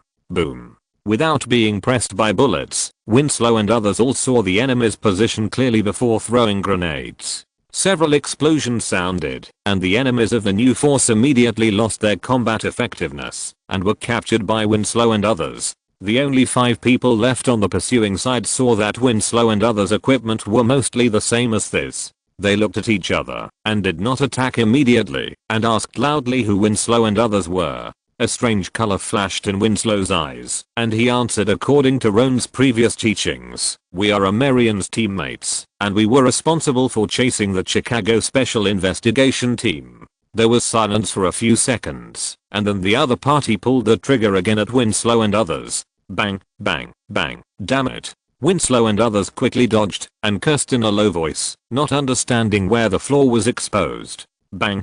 The familiar sound of gunfire sounded again from behind, and an enemy was shot in the forehead, and fell to the ground. Winslow grinned and took out the grenade again. Boom.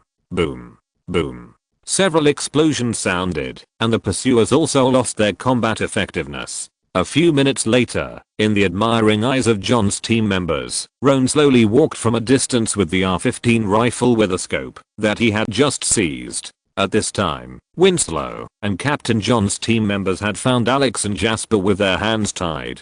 "Good morning, Agent Alex." Roan handed the rifle to Winslow, looked at Alex with a lot of dust on his face, and smiled. "I heard from the agents of the Chicago Special Investigation Team that you died at the dock that day. I didn't expect you to be still alive and look well." A strange look flashed in Alex's eyes. He took a deep breath and was about to speak, but Roan picked up a piece of rag and stuffed it into his mouth. Then he looked at Jasper on the side and said, "Good morning, Mr. Jasper. It's not easy to find you all the way." Jasper sighed and asked, "Who are you? You may not have heard of my name, so I won't introduce myself." Roan waved his hand, and just as he was about to ask someone to take them away, Winslow suddenly came over with a man.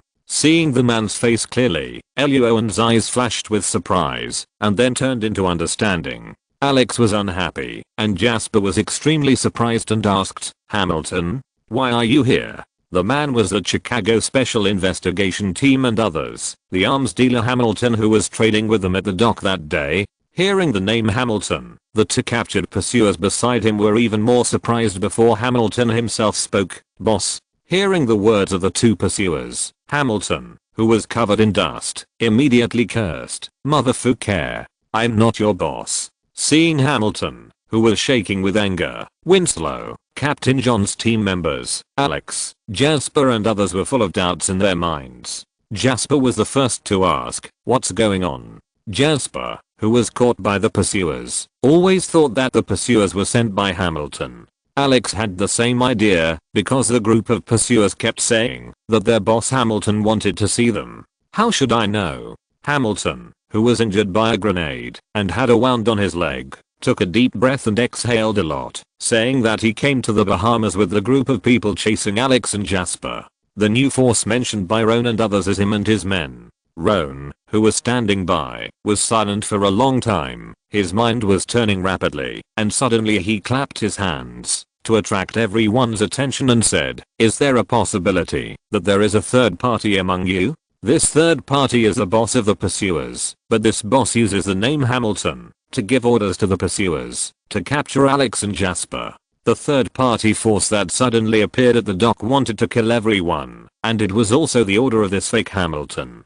Hearing Roan's words, the group of people became even more confused. Hamilton and Jasper looked at each other, as if they had thought of something, frowned and fell into deep thought. At this moment, Chinia suddenly ran over and said seriously, "Roan, Mona just accessed the pursuer's communication equipment, and the information shows that more than 50 enemies will land on the island soon." Chapter 524. Luo An, timid, afraid of shaking hands, need to pay more. Bahamas, an uninhabited island. An uninhabited island usually. Hearing Chinia's words, Winslow's face changed, and he turned around and grabbed the two pursuers who had just been captured, and asked, "Are those 50 or so enemies yours?" "Of course." One of the pursuers with some blood on his face nodded. Then he also said that the reason why they quickly determined that Winslow and others' identities were fake was because their boss had sent them this news not long ago. As long as they hold on for a while, once these 50 or so teammates arrive, it will be the time for them to counterattack Hamilton and others, that is, the new force mentioned by Roan and others. Fouquet. Winslow's face was very ugly, and the others frowned, all looking at Roan. Roan did not hesitate, and immediately stood up and said, "Retreat. We will leave this island as quickly as possible." Understood. Everyone agreed loudly, and Winslow, Chinia, and Captain John's team members quickly escorted the prisoners to the edge of the island. But before they had gone far, Mona's anxious voice suddenly rang out from the communicator beside them, indicating that more than a dozen speedboats had appeared in the waters around the island, all loaded with enemies, and were speeding towards the island. When they heard the news, their faces instantly darkened. They were still a long way from the edge of the island. Judging from the speed of the enemies, when they moved to the edge of the island at the fastest speed, they would be face to face with more than 50 fully armed enemies. "Turn around, go back to where we were just now." Luo An's expression remained unchanged. His mind turned quickly, and he immediately ordered everyone to return to the battlefield just now. The position where Hamilton and others were just now was very good, very suitable for building a defensive position. As long as they blocked the commanding heights nearby, they would have a good fighting force, even if they faced more than 50 enemies. Understood. After hearing this, everyone turned around and walked back. Luo An pressed the communicator and asked Mona and Captain John to come to their area quickly, and asked Winslow to lead Captain John's team to organize weapons and equipment and build a defensive position. And then he pulled Jasper and Hamilton to the side. "I won't waste any more time on nonsense. The current situation is very clear. Those 50 or so enemies are coming for you." Arms dealer Hamilton and criminal group leader Jasper sat down on the ground. Roan folded his arms over his chest, looked at the two of them expressionlessly, and said, "When I said there might be a third party just now, both of you changed your expressions. It seems that you thought of the suspicious guy, right?" Now Hamilton, Jasper, Roan and others are on the same boat. After a long silence, the two looked at each other. Hamilton asked first, "I suspect it was Harrison. What about you?" Jasper frowned slightly. "I suspect it was Hector." The two guessed several different people in a row. Roan stood aside in silence for a few seconds, briefly narrated the information about Minister Alexander's death, and said, "Don't just think about people who have conflicts with you. Think about each other, as well as Minister Alexander, the guy who has conflicts with the three of you. Son of." Hearing what Roan said, Hamilton and Jasper thought for a moment. The former suddenly became angry, while the latter turned pale. They looked at each other, and said a name in unison, "Heelrick." At this time, Mona arrived here with the help of Chinia. Roan asked, "What does this Heelrick do?" Arms dealer Hamilton sneered and replied, "He is my colleague. He has conflicts with you, Jasper, and Minister Alexander?" "That's right." Hamilton and Jasper nodded heavily. This is the only common enemy they can think of at the moment. Roan rubbed his temple. The situation was a bit urgent now. He didn't ask what the conflicts were specifically. After thinking for a moment, he suddenly asked, "Do you two have Heelrick's contact information?" Hamilton and Jasper didn't understand, but nodded. "Then call him." Roan waved his hand and motioned Chinia to bring him a mobile phone. Hamilton and Jasper were puzzled, and Mona and Chinia were also very puzzled. "Roan, what are you going to do?" Roan pushed back the security phone Chinia handed over, took the most ordinary mobile phone from Mona and stuffed it into Hamilton and Jasper without explaining too much. Just ordered, Mona, when they talk to Helrick later, you find a way to locate the other party through the signal. Okay. Mona's eyes lit up and thought of something. She immediately began to prepare computers and mechanical equipment according to Roan's order, and Chenia helped her on the side. Hamilton and Jasper took the mobile phone and made a few calls to certain people. Not long after, they contacted Helrick. A somewhat lazy middle-aged man's voice sounded from the other end of the phone. Good morning. Who are you? I'm your father. Hearing the other party's voice, Hamilton was immediately furious, and he cursed a lot of greetings to the other party's family, and finally asked, Helrick, what the hell do you mean? Nothing. I just want you to talk to Jasper.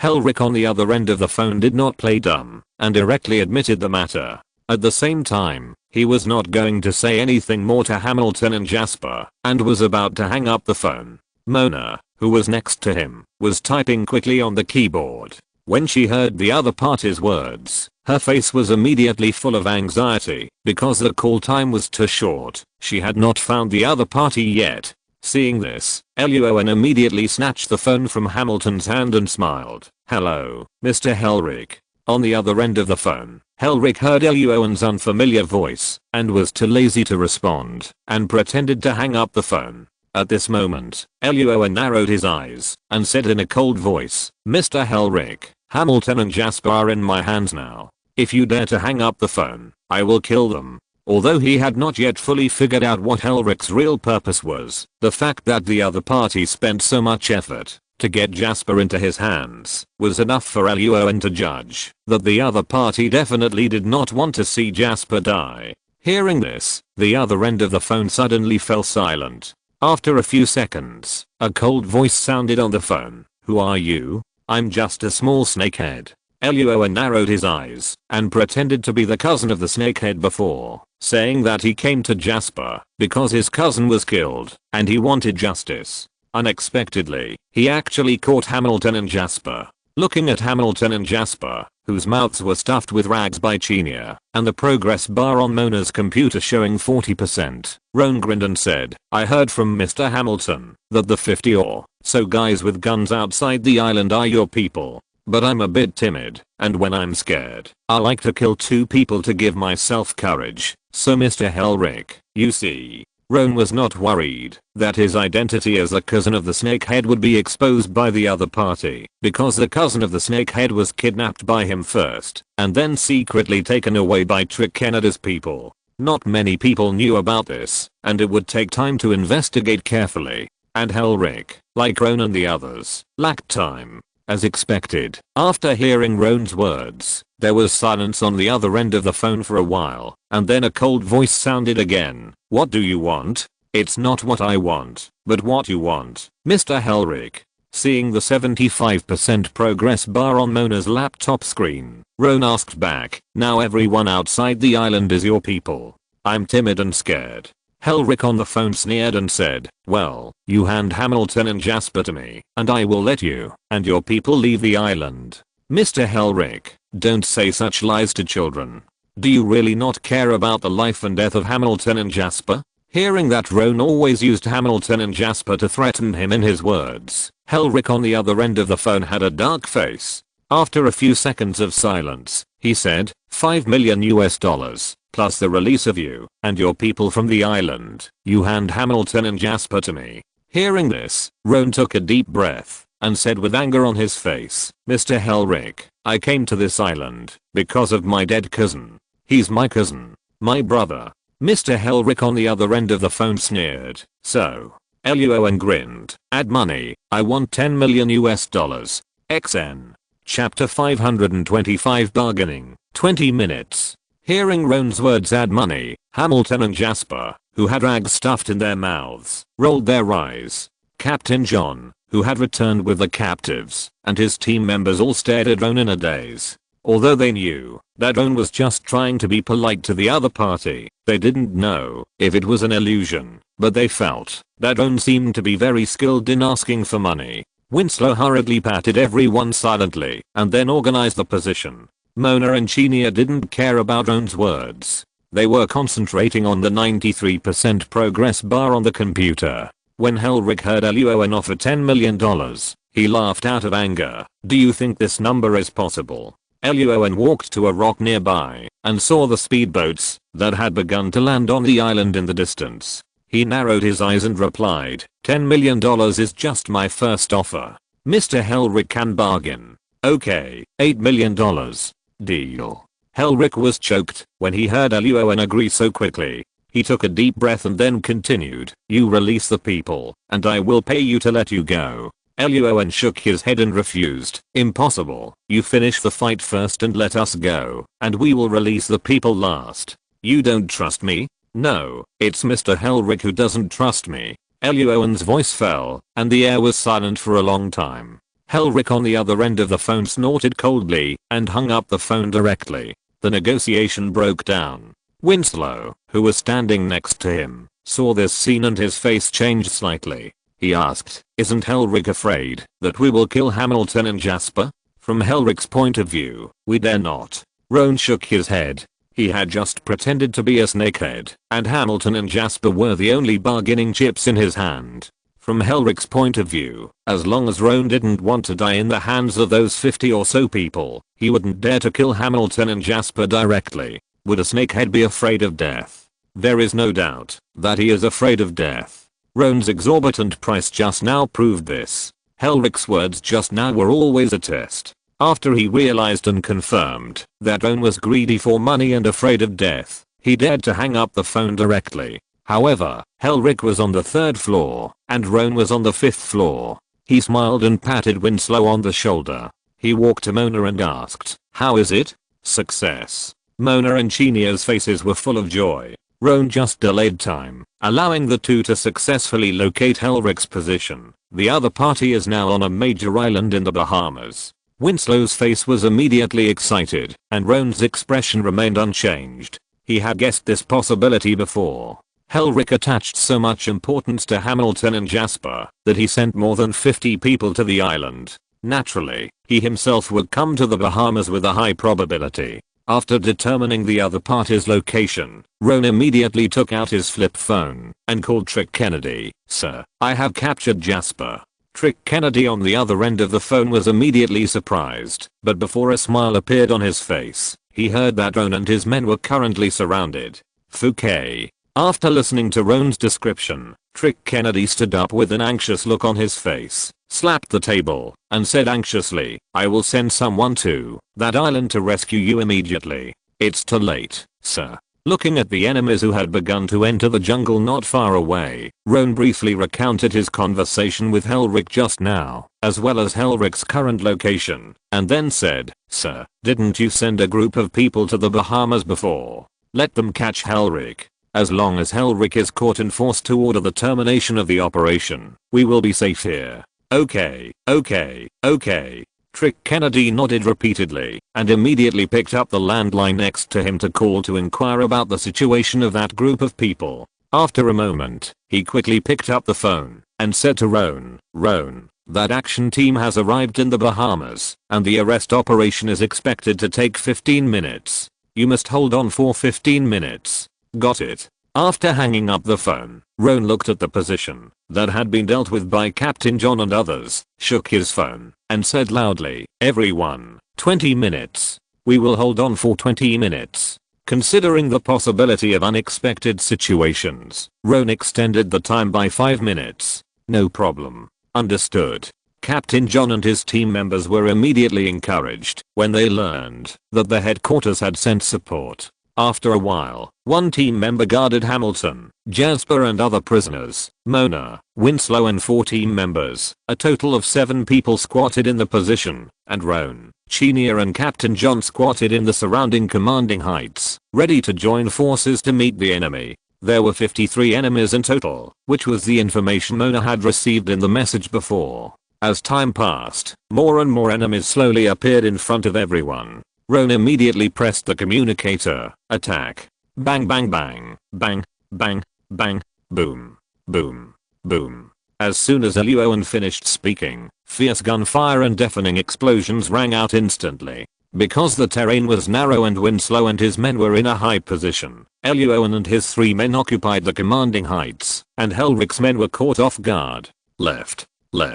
Seize the high ground. Bang, bang, bang. Luo An took the R-15 rifle with a scope that he had seized before, and in the astonished eyes of Captain John, he shot one enemy at a time, and quickly eliminated the 4 guys who tried to seize the commanding heights. The first wave of enemies suffered heavy losses, and retreated immediately after discovering the situation. Winslow and his men did not pursue them, but packed up their weapons and ammunition, and waited for the second wave of enemies to arrive. Not long after, the enemy launched a second wave of attacks. Luo An shot and killed an enemy. He frowned and found that something was wrong. He immediately pressed the communicator and said, "Winslow, the number of enemies is not right. Look back and see if there is anything wrong on the cliff behind you." Understood. Winslow quickly got up and left his position and ran to the cliff not far behind. After observing for a few seconds, his pupils suddenly shrank.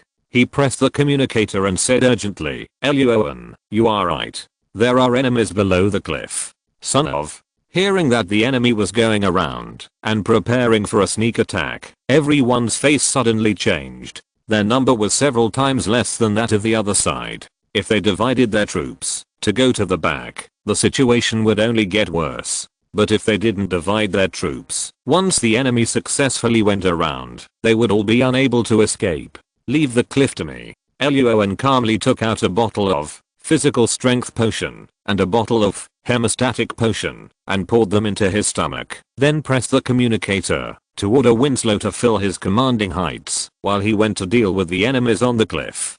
But Winslow wanted to say something, but was interrupted by Roan's loud order. He had to hurry to the commanding heights, which were also very important. The cliff behind the crowd was not unreachable. On the contrary, as long as one enemy successfully climbed to the top along the stone to block the attack, the rest of the people could all climb to the top along that road. Roan quickly moved to a large rock and saw that there was no view below the cliff because the enemy had thrown several smoke bombs. He grinned and turned on the emotional perception in his mind. Bang, bang, bang. 3 gunshots rang out, and the 3 enemies who were climbing in the thick smoke fell to the ground. The others were shocked when they saw this and quickly moved to find cover and guessed loudly, "Do the people up there have infrared equipment? How should I know? Shoot. Suppress the enemy with firepower." In fact, Helric's men had no choice. The road ahead was firmly suppressed by Winslow and others. They couldn't grab the commanding heights, so they could only choose to go around. Bang, bang, bang. A dozen enemies threw a few more smoke bombs. While the team members were climbing, the others raised their guns and suppressed Luo An. What shocked them was that Luo An was suppressed by them and hid behind the rocks. But every time his teammates were about to reach the top, a grenade flew from behind the rocks to the side of the climber with great accuracy and exploded. The enemy couldn't understand and was even more angry because there were more than a dozen of them, but they were dragged here by Luo An alone. At the same time, in the distance, on an island in the Bahamas, more than a dozen fully armed action team members were ready and rushed into a beach villa with guns raised. End of this chapter. Thank you very much for reaching the end. Don't forget to like. Looking for more exclusive content and immediate access? Subscribe to our Patreon. Remember, every like, subscription, or donation encourages us to continue. Thanks to everyone. See you in the next video.